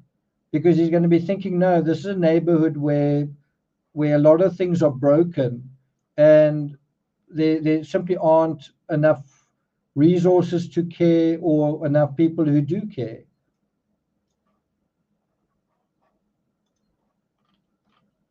Put another way, a society that cares about itself is a society that's difficult to take advantage of by antisocial criminals.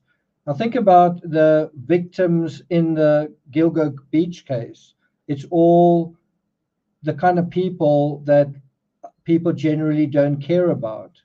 Think about the mismatch between Manhattan and Massapequa Park, but this home in Massapequa Park, this home, and the difference between certain members of society that have jobs and do whatever they do, and the victims of the Gilgo Beach serial killer, all prostitutes on Craigslist, right? So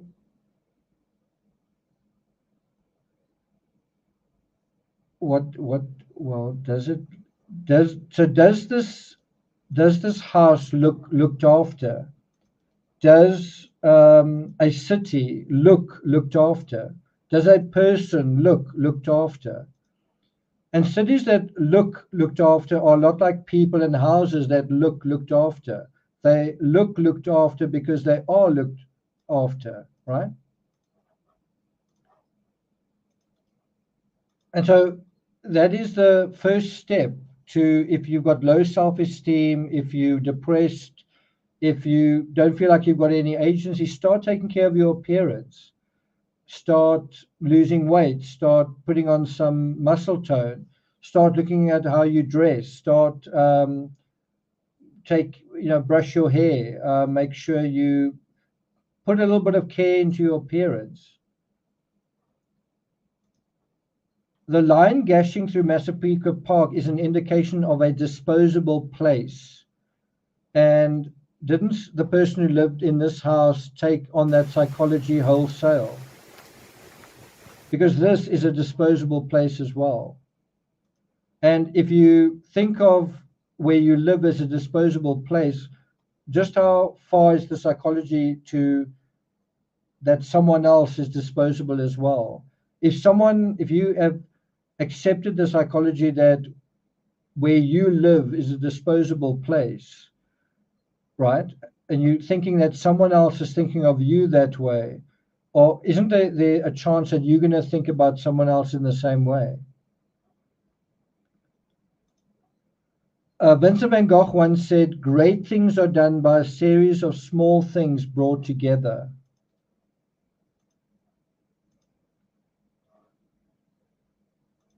And George Eliot said something similar. He said, "Great things are not done by impulse, but by a series of small things brought together." The same is true of terrible things. Terrible things can be as a result of a series of small things brought together, like coming home every day on a railway that cuts right through your town, that is set above and apart from where you live.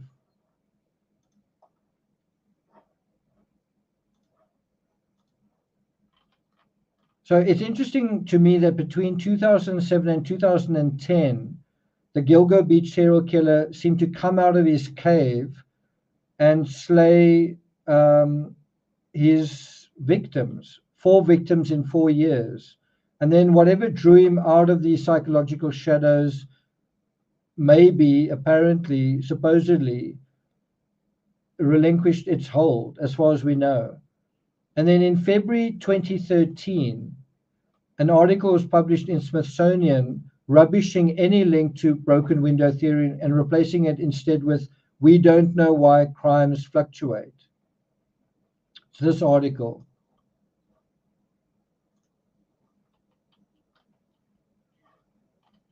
We don't know. First, they say it is related to what we see and what is around us. And then a couple of years later, no, we've got no idea why crimes take place.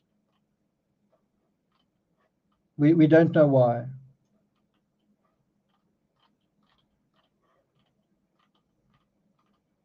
Why do crimes happen? The criminal mind, as I've said before, isn't so strange or difficult to understand as you'd like to believe. It's not so different from ordinary psychology. It is different, but it's not so different.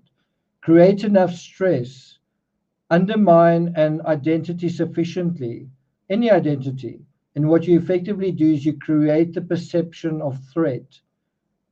Any organism that perceives itself as small or weak may initially cower and retreat in fear. And you think this kind of, that is a beautiful bridge that is in an inspiring landscape, right? Whereas this, where is it? Is less inspiring. It's kind of just more functional. It's not inspiring. It's not certainly not in the same way. If you look at what's under that landscape, it is pretty ugly. I'm talking about under this station. Let's see if I can show it to you again. Is this an inspiring landscape?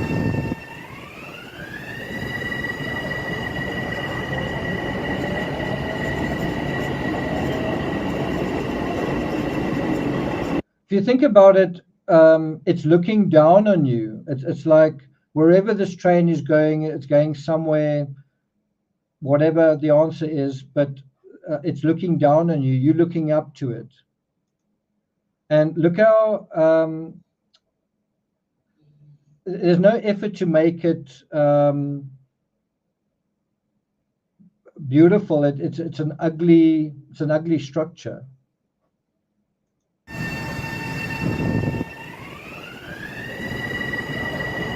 So no matter how much effort you put into your town, this is not something that's particularly nice to look at. Have I got a better example than that one?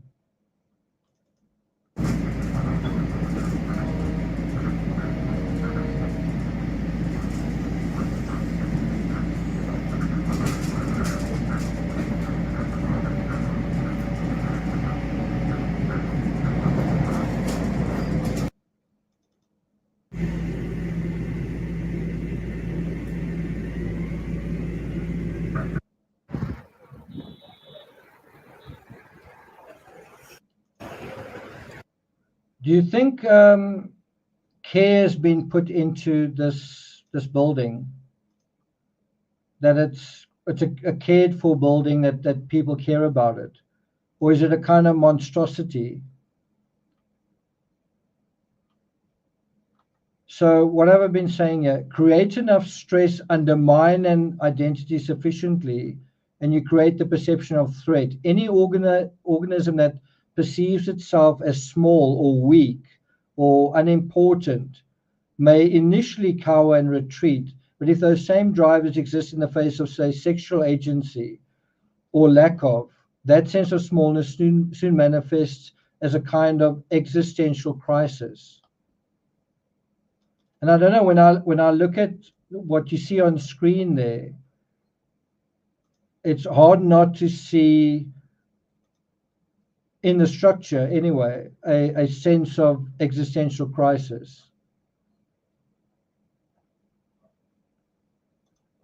Smallness is a function relative to something, right? Smallness is a function relative to somewhere or something else or someone else or a combination of these. The good news is if our environment is making us feel small, despite our attempts to reinterpret these signals, we are better off going somewhere else where we can be a bigger fish in a smaller pond.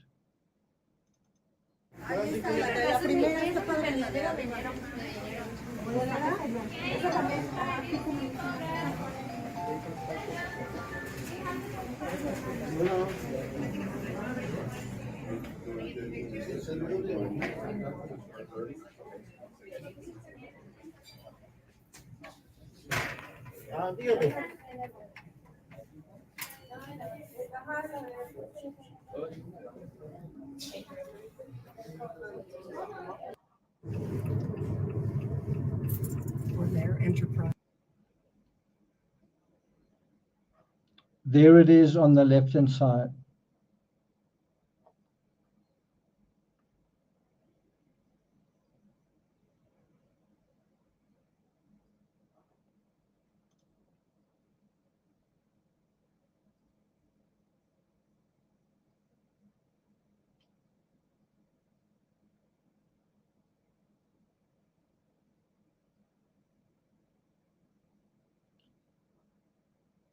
So I'm not sure if you can appreciate how even from the Empire State Building, you look down on other skyscrapers that look like little boxes. That's how tall it is. According to Forbes, companies tend, this is now Forbes interpreting the psychology in terms of how it may apply to the mission statements, the culture of companies. But you can also apply this to individuals. Companies tend to be great at measuring their financial performance, but this is only ever a lagging indicator of performance. Now, people do the same thing. People can also measure who they are with what they have and with their wealth and with their savings and with their assets. And they say they aren't measuring their pace of learning. So that is a very effective tool to measure who you are in your life and where you are in your life. What is your pace of learning? Are you growing as a person? Are you in a place that's allowing you to grow? They aren't measuring their average time to get new ideas to market. The same applies to people. How often are you exposed to new ideas? How often are you getting new ideas? How often should you be getting new ideas? And then they say, in fact, they don't measure anything predictive as well. Sorry, anything predictive at all. This lack of meaningful measurement poses a serious risk to organizational health, right? And that is a reference to when they say meaningful measurement. It's the same with us. How do you measure your own growth, your own journey in a meaningful way? Let me give you an example of a bad way of measuring it. How many subscribers do I have? That's not a very good, meaningful measurement of your value. How many likes did I get on a particular post? How many friends do I have on Facebook? It's not a meaningful measurement. added to that, what limited data does exist about resilience, responsiveness, and innovation potential? It tends to be ill-defined and reliable. So what are meaningful measurements? Well, how am I becoming more resilient as a person? How am I becoming more responsive to my environment? How am I becoming more innovative in my thinking? How is my potential expanding? Well, is subscribers, social media telling me much about that? Well, it might, but I would say it's certainly not telling you too much about your resilience. So, like successful, viable companies, human beings also need to be able to measure themselves meaningfully. We need to be responsive and resilient. That kind of agency can only go so far in an uncaring environment, and worse, a lack of agency in an uncaring environment only makes matters worse. And think about Rex Heuermann in those terms.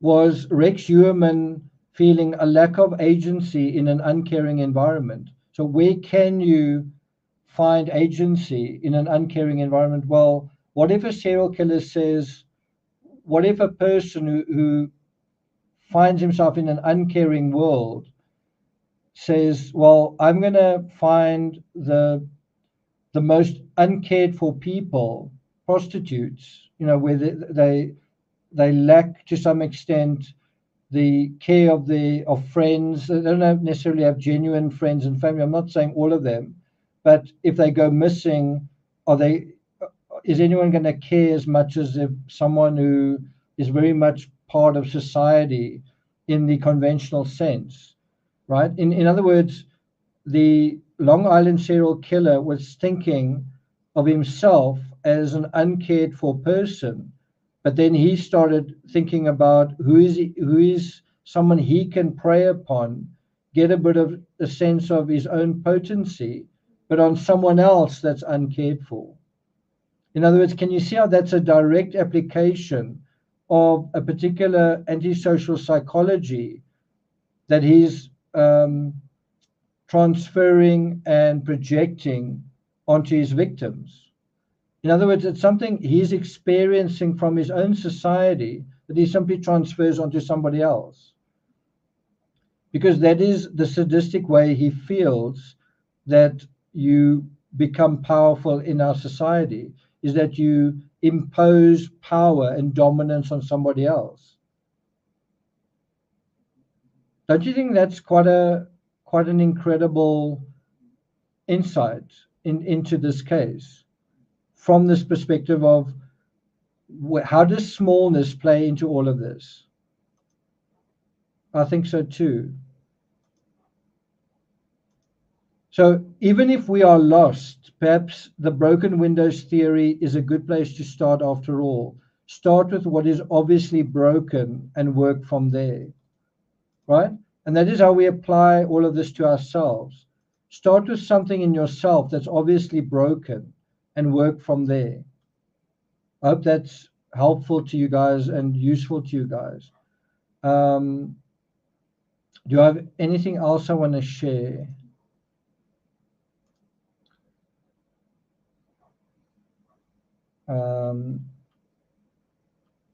I think it's from the Atlantic.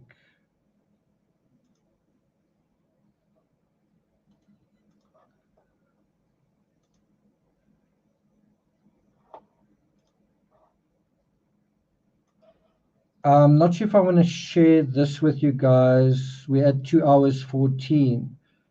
I don't know. I'm quite tired. I don't know if I want to take it any further. There are only 170 of you guys watching anyway, so I don't know. Susan says your knowledge of psychology are a breath of fresh air. Okay, that's nice to hear.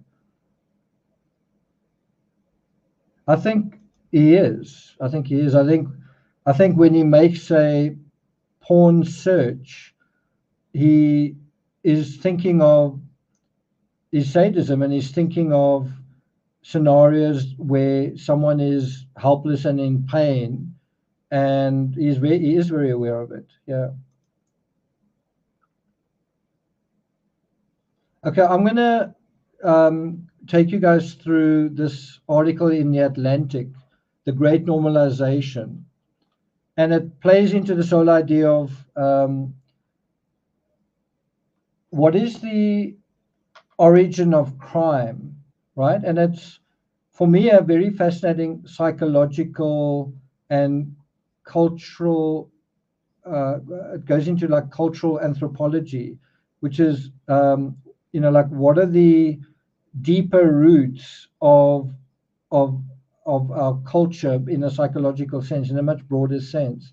We often tend to think of things case by case, criminal by criminal, fabric by fabric, in terms of the evidence around what is going on in the larger sense, not even just intertextually, but I don't know if you could say intratextually, but basically just in a global sense, what's going on with humanity and the way crime is moving one way or the other.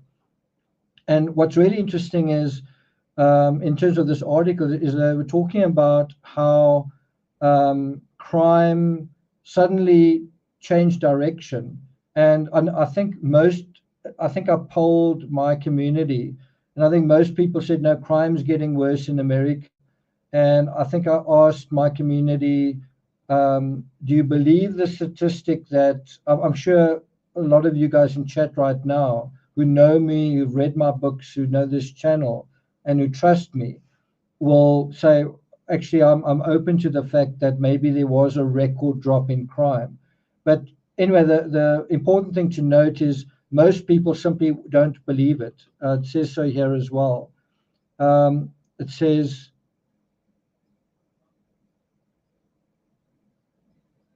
I'm just trying to see where they say that nobody believes it.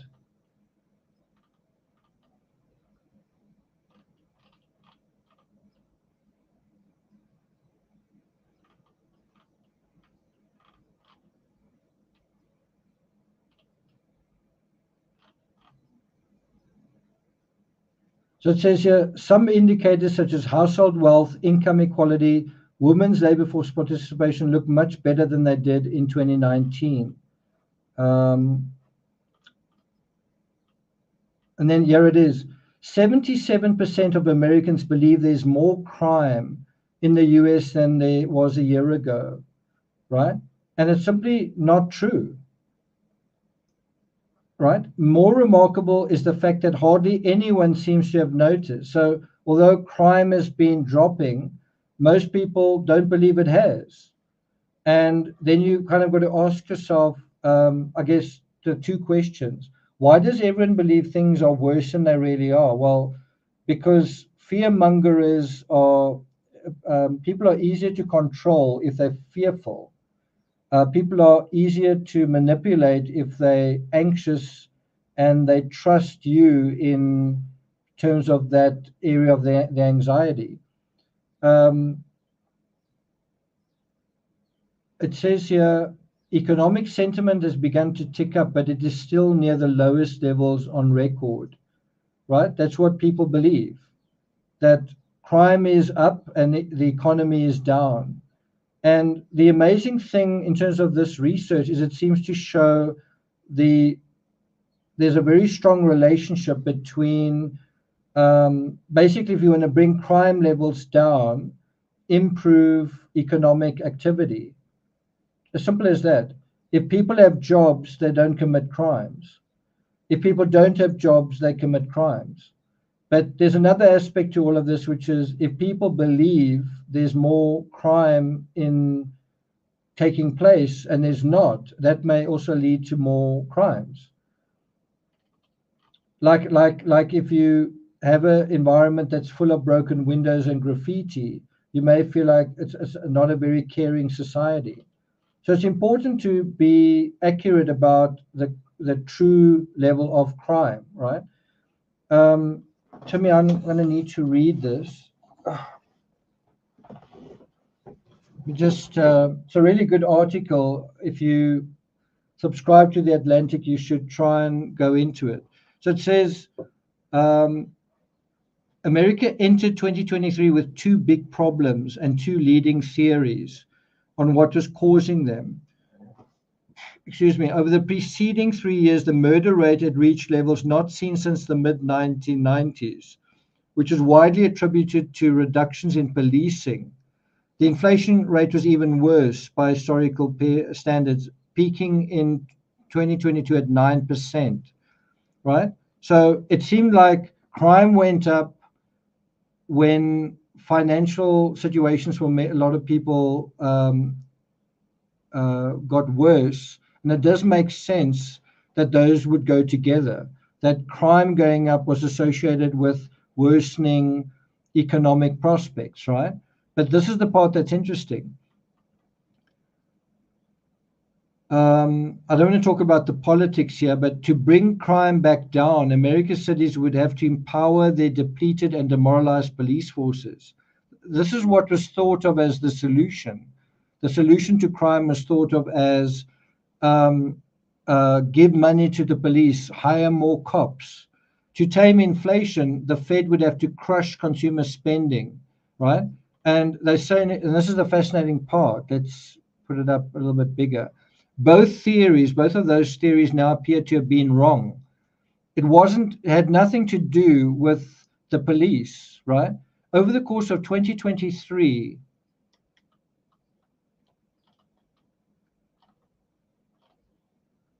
police forces kept shrinking, yet overall violent crime rates plummeted to their lowest level since the 1960s.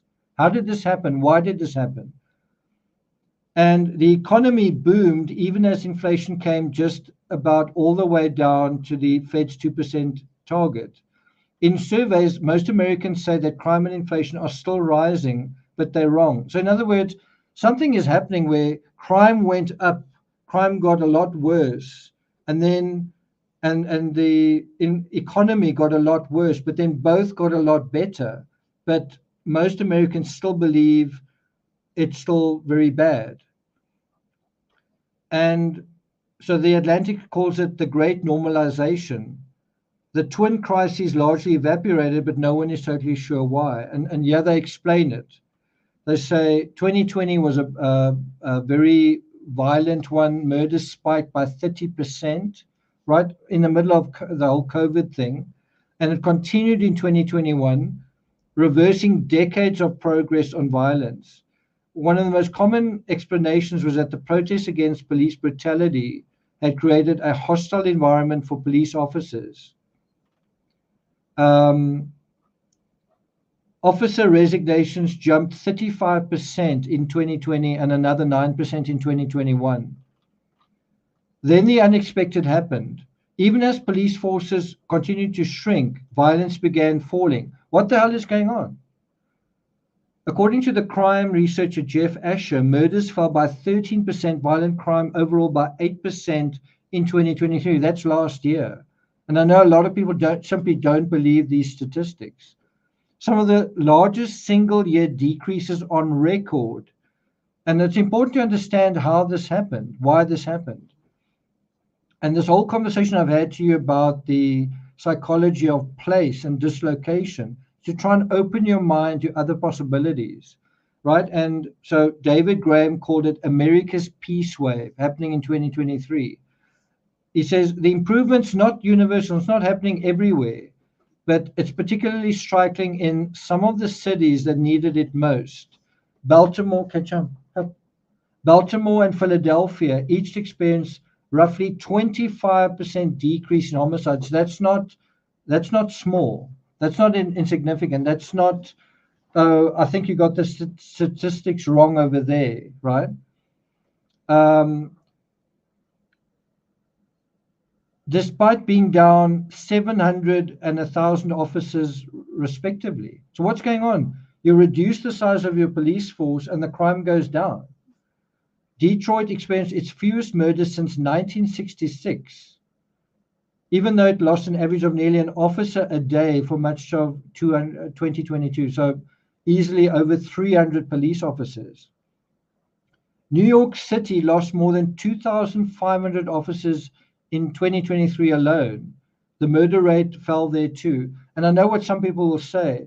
I just don't believe any of that. I think all those statistics are wrong. What if they're right?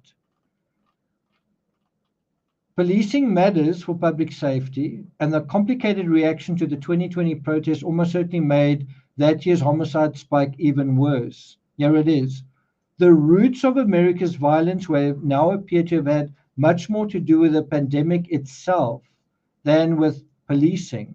So the pandemic created, I think, anxiety, uncertainty, displacement, rootlessness. That's rootlessness, right? And all of these things played into crime. You take that away, and the crime goes away. Right? It says here, murder peaked in the summer of 2020, but homicides rate had already begun rising sharply in March, shortly after lockdowns began. Makes sense. Homicide rates rose as lockdowns began. For those who study violence most closely, that wasn't surprising. A large body of research has shown that community institutions play an essential role in preventing crime. And so what this is also showing is that nurture can play a role in crime. In other words, if institutions, cultural places, and we're not talking about police stations, community institutions can actually play an important role. Schools and workplaces keep people off the streets, right? Having a job means you're not out in the street doing whatever. Local government connects them with social services. Non-profits provide mental health and after-school programs. So John Roman, the director of the Center on Public Safety, are you guys finding this interesting? Says, think about it from the perspective of a young person living in one of these neighborhoods with a history of violence. Suddenly you're stuck at home all day without access to social supports. In other words, you're at home and it feels like nobody cares. You don't have a sense of purpose or something to occupy you. And the guy you have a beef with is just down the road. It's a recipe for violence. Roman pointed out that at the beginning of the decline in violence, it coincided almost perfectly with the beginning of the 2022-2023 school year. Isn't that incredible? Isn't that an incredible statistic? That's really the first time when everything finally went back to normal.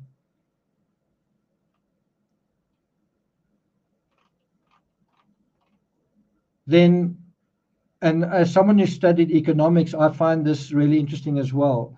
A strikingly similar story can be told about the post-pandemic economy. After several decades of stable prices, inflation went wild in late 2021.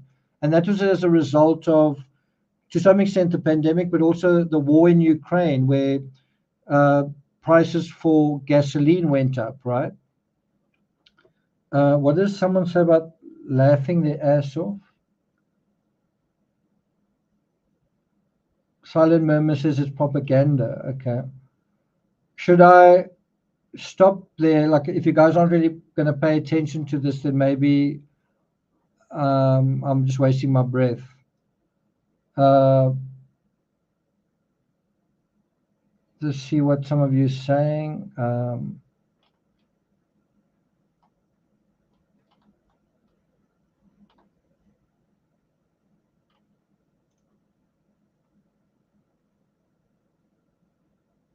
Jody says, I'm listening. Okay.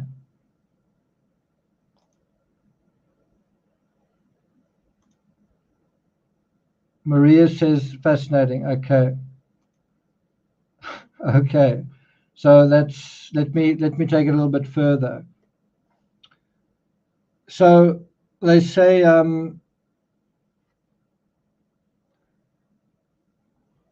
the prevailing explanation was that I don't really want to talk about politics, but the 1.9 trillion American Rescue Plan had actually given people too much money to spend, that too much money was given out, right? The former Treasury Secretary said, He called the bill the least responsible macroeconomic policy we've had in the last 40 years.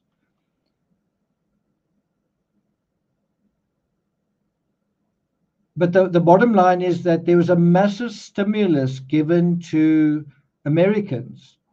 And then here we have, heading into 2023, nearly every economist predicted that a recession is right around the corner. Even Bloomberg economics model put the odds of a recession at 100% by October. That's just around the corner. And what happened? Instead, inflation fell steadily. The stock market boomed. Unemployment remained below 4%. Do you agree that the unemployment rate's very, very low at the moment? Wages rose faster than prices.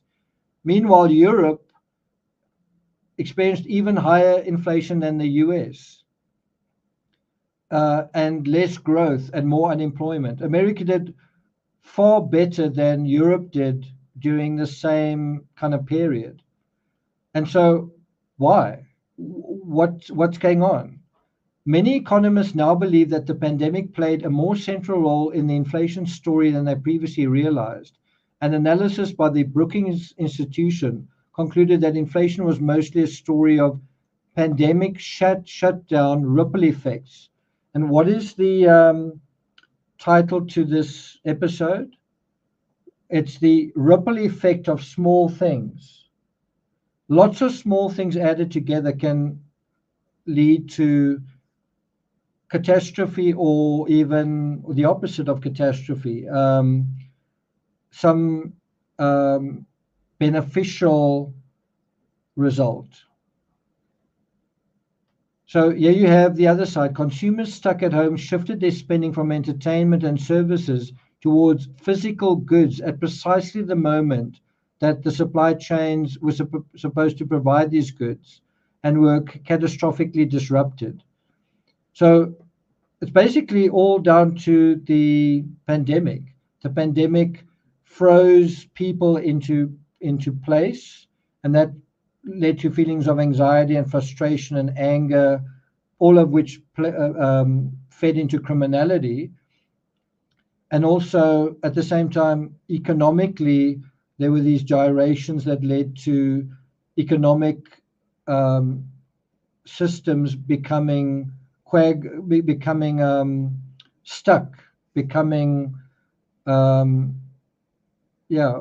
sinking into a kind of a quagmire.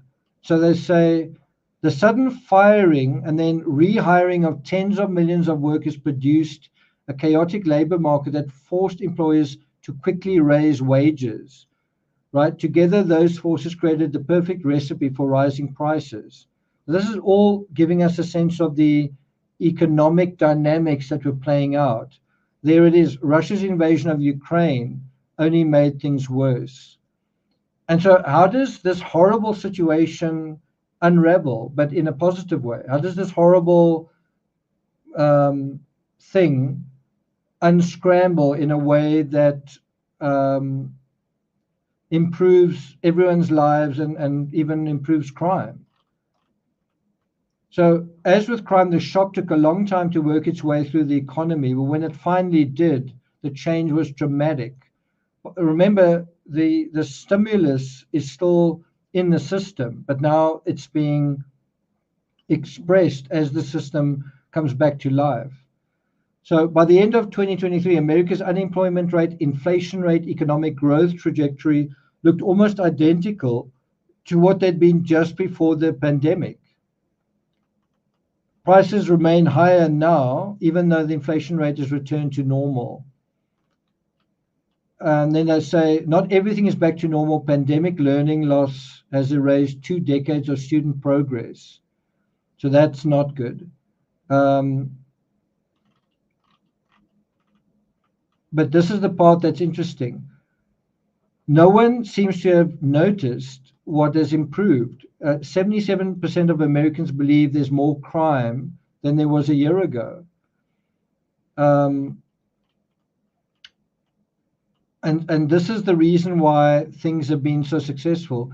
Many economists now believe that the pandemic stimulus was the key to the US economy performing so much better than those of other advanced countries.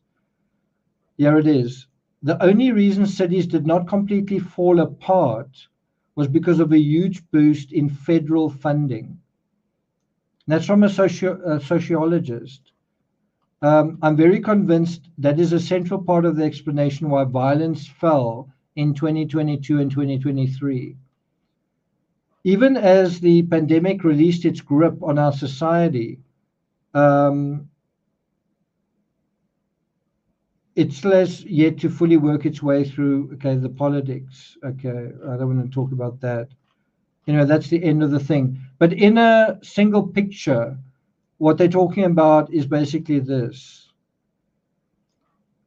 If you want to change violence, then people have got to have jobs. And if you want to have a situation where crime is going to increase, well, then if people don't have jobs, you're going to have more crime. And think about that also in terms of this idea of caring about your society. If you care about people losing their jobs, right, then you're going to have a more caring society and a less criminal society. If people in that society have a sense that people don't care about them, that's not good either. And so it's very important, if society has become less criminal, that people know that people are in the real world about that. Otherwise, you're going to literally be creating more criminals unnecessarily. Again, it's important to have authentic coverage of what's going on, what's really going on in terms of crime and society. Do you see why it's so important? Because you could have a whole bunch of people who think things are a lot worse than they are, and that we live in an uncaring society, and this can actually lead to criminality for no good reason. Not that there is ever a good reason, but for really a no good reason. And so we are dealing with nurture and nature. We can be nurtured by our institutions. We can be nurtured by our parents. We can be nurtured by the neighborhoods we live in. We can be nurtured by a lot of external things. But a lot is also up to us. Do you know what's really going on in your environment, right? Are you just misled, or do you know what's really going on? Are you able to, even if you do really know what's going on, are you able to be resilient? Are you able to think critically and respond appropriately to what is really going on? And obviously, if you respond appropriately to what's not really going on, but to your perception of what's really, that's not much good. It's not much use. Charles says the stimulus was great. It made us feel human. And so that kind of brings us full circle to this whole thing of, is it nurture or nature? Well, it is both.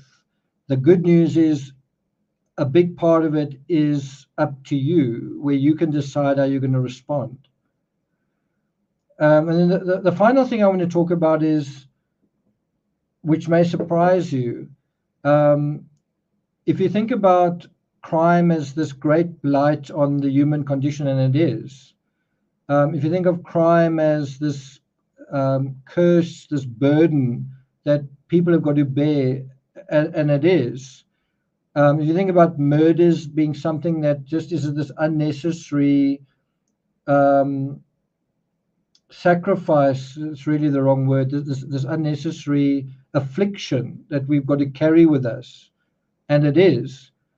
Did you know that most people take their own lives compared to people being murdered? Did you know that as a general rule, most people take their own lives compared to people who are murdered? In other words, if you really want to save lives, fixing our psychology is a better way of doing that. Fixing how you think about the world and how others think about the world is a better way of doing that. Thinking about how we think about things is a very important way of dealing with things, not just investigating a case and bringing one killer to justice somewhere, right? And you never really hear about that. You always hear about the shocking murders. You never hear about, right now, Gloria Clark, who went missing in England, with CCTV actually showed her walking into a river. She's been missing for almost 20 days now. I mean, she went missing on the 31st of December. It's now where I am, it's the 20th of January. She's been missing for 3 weeks. It's not making headline news. And she's not the first person to go missing in that way either. But everyone is paying attention to murders and thinking that there are pedophile abductors around every corner. And serial killers behind every corner, when we should really be worrying about that, yes, but also people's mental health. And do you think the true crime community as a whole are telling the right story about crime in America? Do you think telling stories about how shocking this is and how terrible that is, and did the Long Island serial killer, does he have victims in Vegas? Does he have victims in South Carolina, making things worse than they really are? Do you think that's good for somebody else's mental health? Do you think it's good to be telling stories that are shocking and sensational and aggravating something that's already shocking and something that's already a disturbing trial, making it even more disturbing? Or should you be simply trying to show people how to see what is going on in their world? Should you be trying to convince people that things are worse than they are, or that things are the way that they are?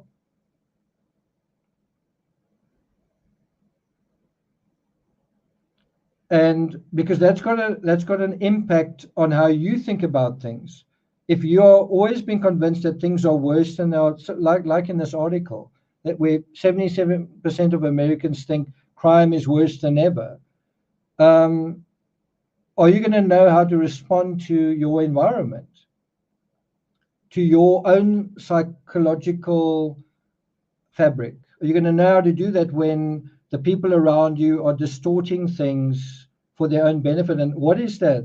What is it called when you do that? Well, it's being sadistic. You take pleasure out of manipulating other people for your own benefit. Thanks a lot, Maria. Appreciate that. So the last thing I want to do is just show you a few statistics. And again, you might say, I just don't believe it.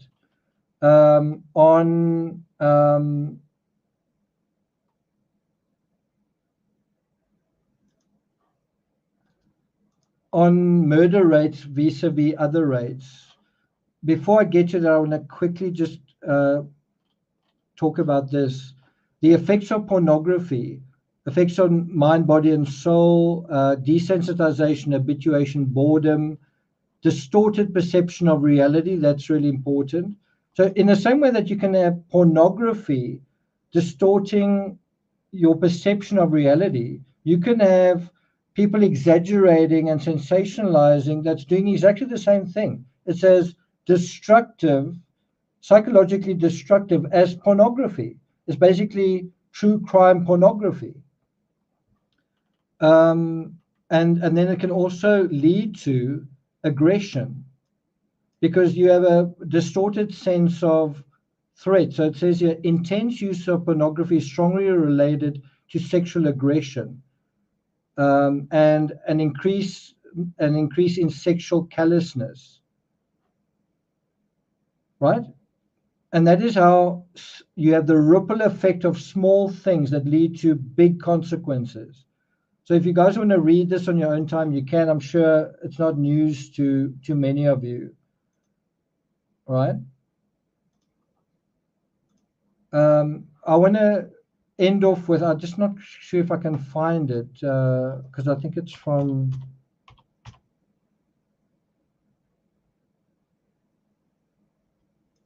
where am I going to? Oh, I think I did find it. That's good.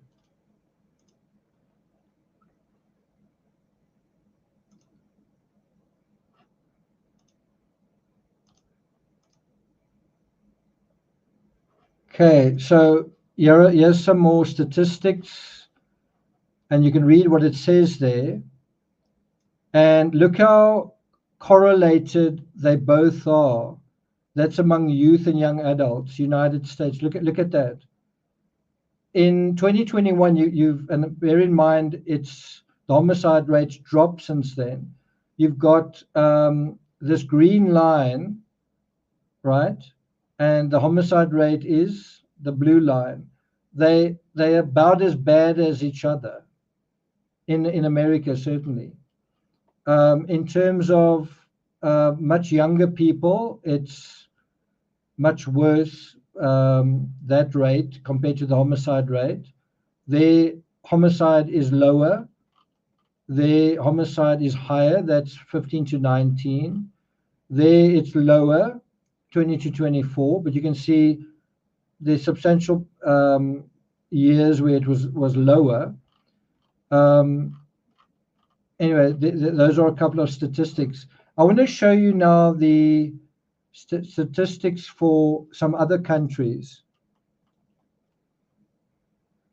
And again, this is quite an interesting article on the whole thing. It's more prevalent than homicide in America in general, but most Americans don't know it. All the talk is about homicide, homicide, homicide, and yet it's more prevalent.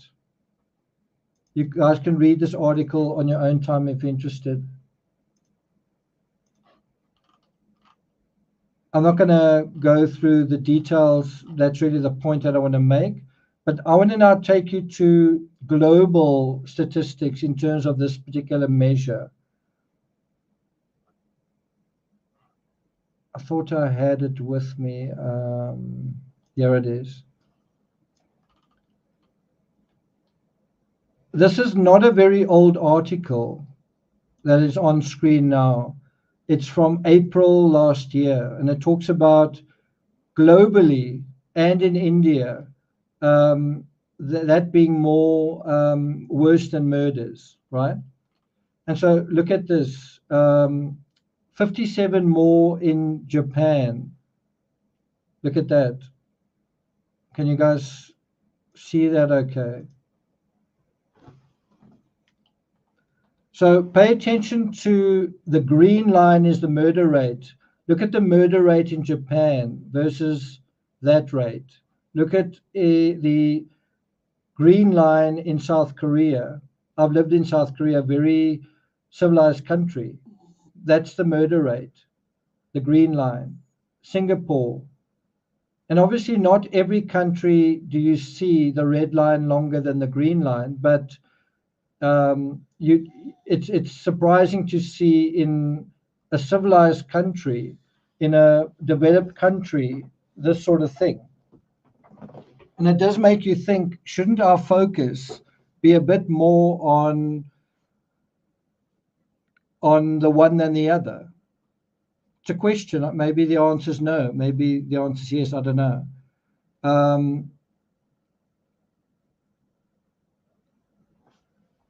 Let's have a look at a couple of other facts. So they say in 67 countries outside these three regions, that rate exceeds the murder rate. And so here they are in major economies. France, there's that rate, there's the murder rate. That's how many times that rate is higher than the murder rate. It's significant.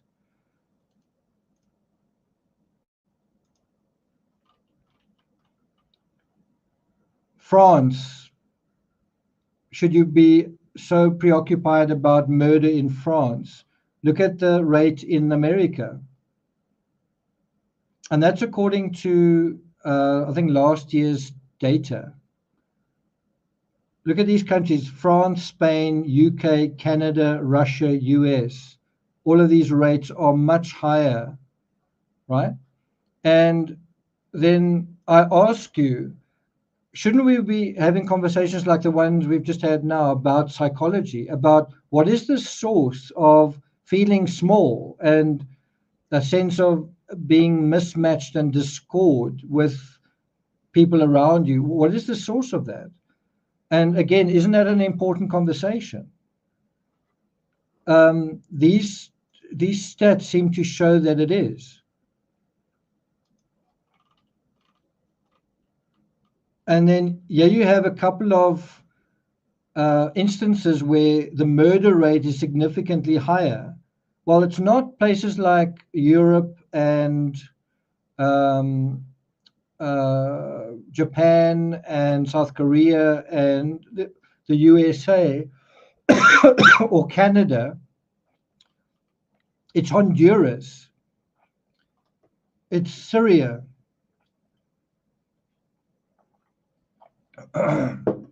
It's, well,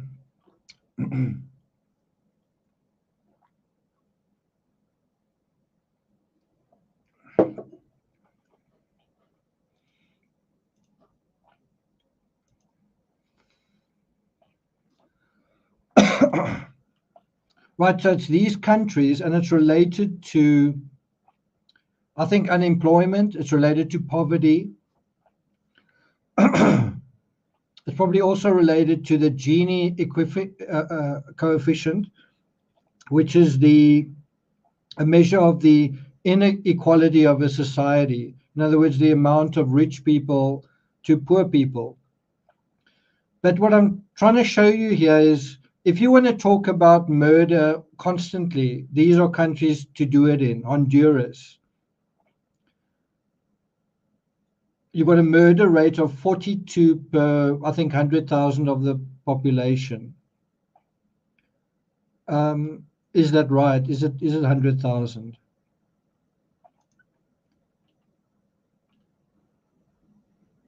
I think it is. But anyway, it's a really high murder rate. You should be talking about murder in Syria. You should be talking about it in Venezuela, in Nigeria, in Mexico, definitely in South Africa as well. What should you be talking about in some of these countries? Japan, South Korea, Singapore, Hungary, Senegal. What should you be talking about there? What should we be talking about in these countries?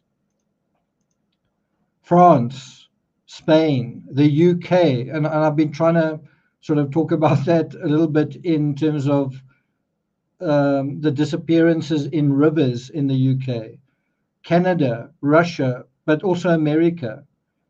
What should we be perhaps talking about more is how we think about things, our psychology, and how is our community running itself. How do we think about thinking about things? And I don't think we have that conversation really enough. Do you? What do you guys think? So if you're concerned about crime in America, if you're interested in true crime, what about the crimes we commit against ourselves in terms of our inability to have high self-esteem, our inability to care about ourselves, our inability to care, full stop? Where does that come from? And I've been trying to make the conversation in this live stream that it may, to some extent, be informed by the environments we live in, the way a railway station can go right through a village in a way that's not very sensitive. And there is a way to live in a far more sensitive. Remember that thing I showed you in terms of the design, the environments we put ourselves into, are they natural? Are they friendly? Are they warm? Are they on a human scale, or are they cold environments? And I think that's important.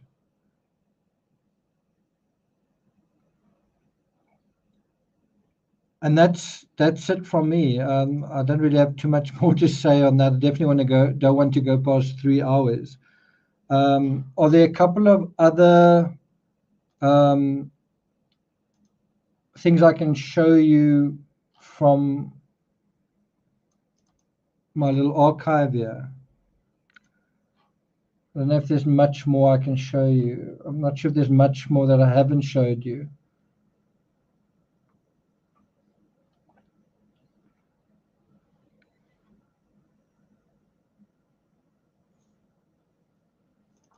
But I was looking all over for this kind of image when I was in New York, when I was in America. I was trying to find this kind of image, and it's basically seeing Manhattan from a great distance. And it's kind of like an island. It's kind of like a jewel, and you somewhere else, and you're looking at this from a distance. How does it make you feel? If you're a tourist, you certainly feel, wow, this is what people are capable of doing. I think it's totally different if you work there or if you work not there and you see that every day, right? How does that make you feel? And I really don't like this building here because it ruins the whole effect. But it's basically that view. We have these small buildings in the foreground and those towers in the background. And it's really a classical question in terms of the human condition. How do you deal with feeling small? Because that's what we are. In terms of the universe, the cosmos, the galaxy, we are very, very small. In terms of this planet, we are very small.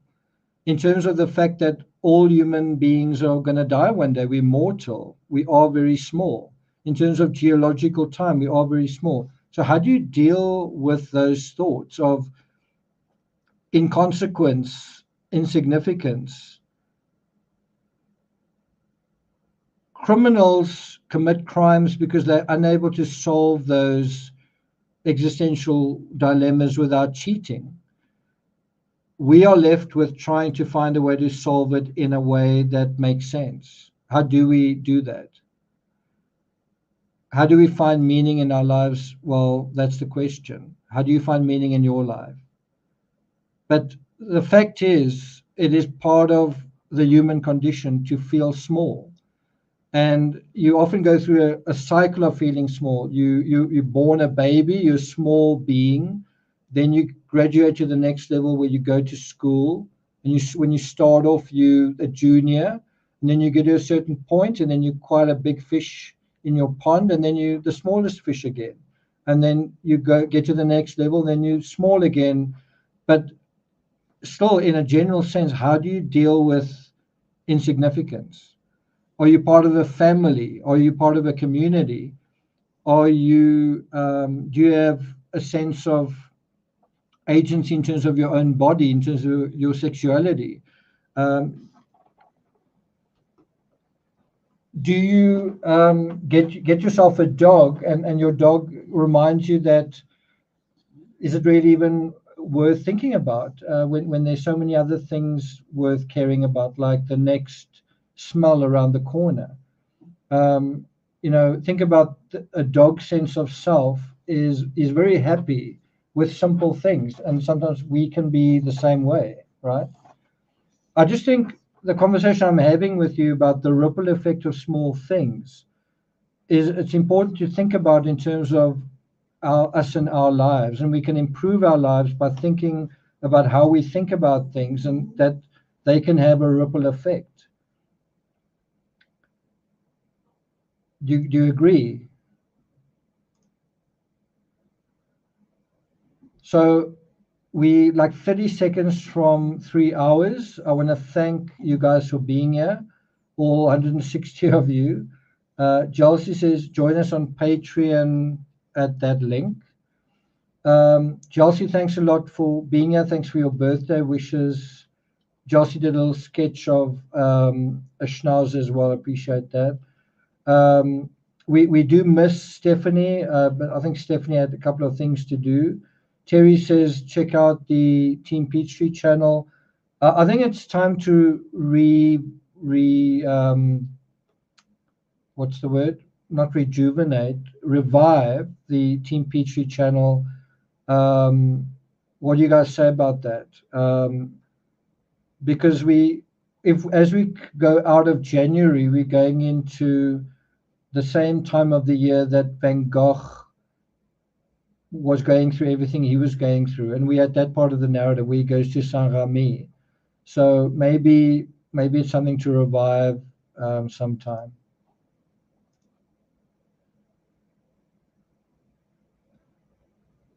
Mel says, I miss Team Peachtree. Thanks a lot, Chelsea. Thanks a lot, Hazel Eyes. Justin says, I can't stand YouTube anymore.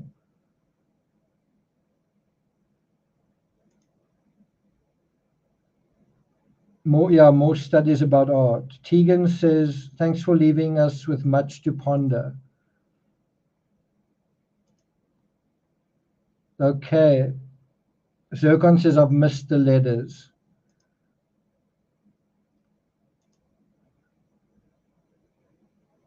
That's well said. Well said, Anna, Sweden. And are you from Sweden?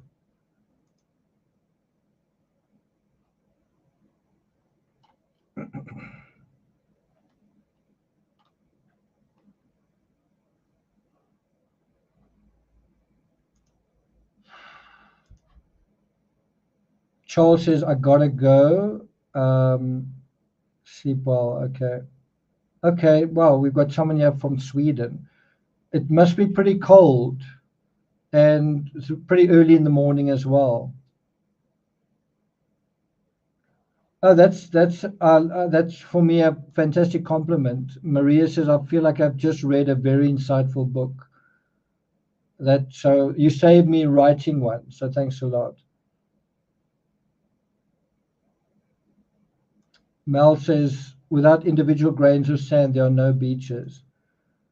Okay. Terry says, thanks for your valuable time and insight, strength in numbers. I took some beautiful photos of the early sunshine over green grass, yesterday morning on my birthday. I put some of it on Instagram. I might put some more pictures on the Team Peachtree channel. So look out for that. Okay, guys, I think that's it from me. I'm going to play out with that train. Do I still have it? Where is it? I'm going to play out with a train moving by, and then that's going to be the last thing you guys see. That sounds really ominous, but yeah, I just really like the way that the fabric kind of moves in and out. And it's just a reminder of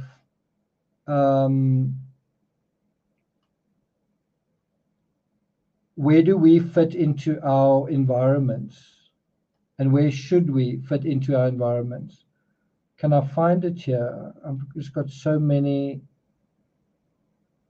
It's not that one. Could be that one. Is it that one? No, it's not that one. Come on. I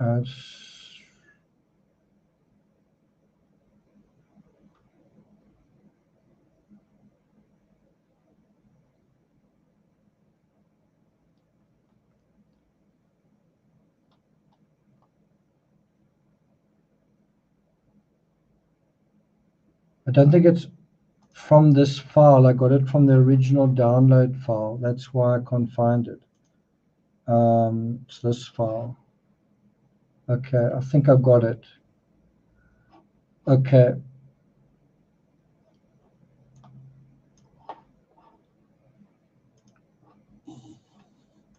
Okay, so I'm going to play out with that. Timmy says goodbye. And I also say goodbye. Thanks very much. Thanks for the super chats. Thanks, guys, for watching this till the end. Thanks, Little Black Chook. Thank you. I hope you guys sleep well, and I'll see you guys next time.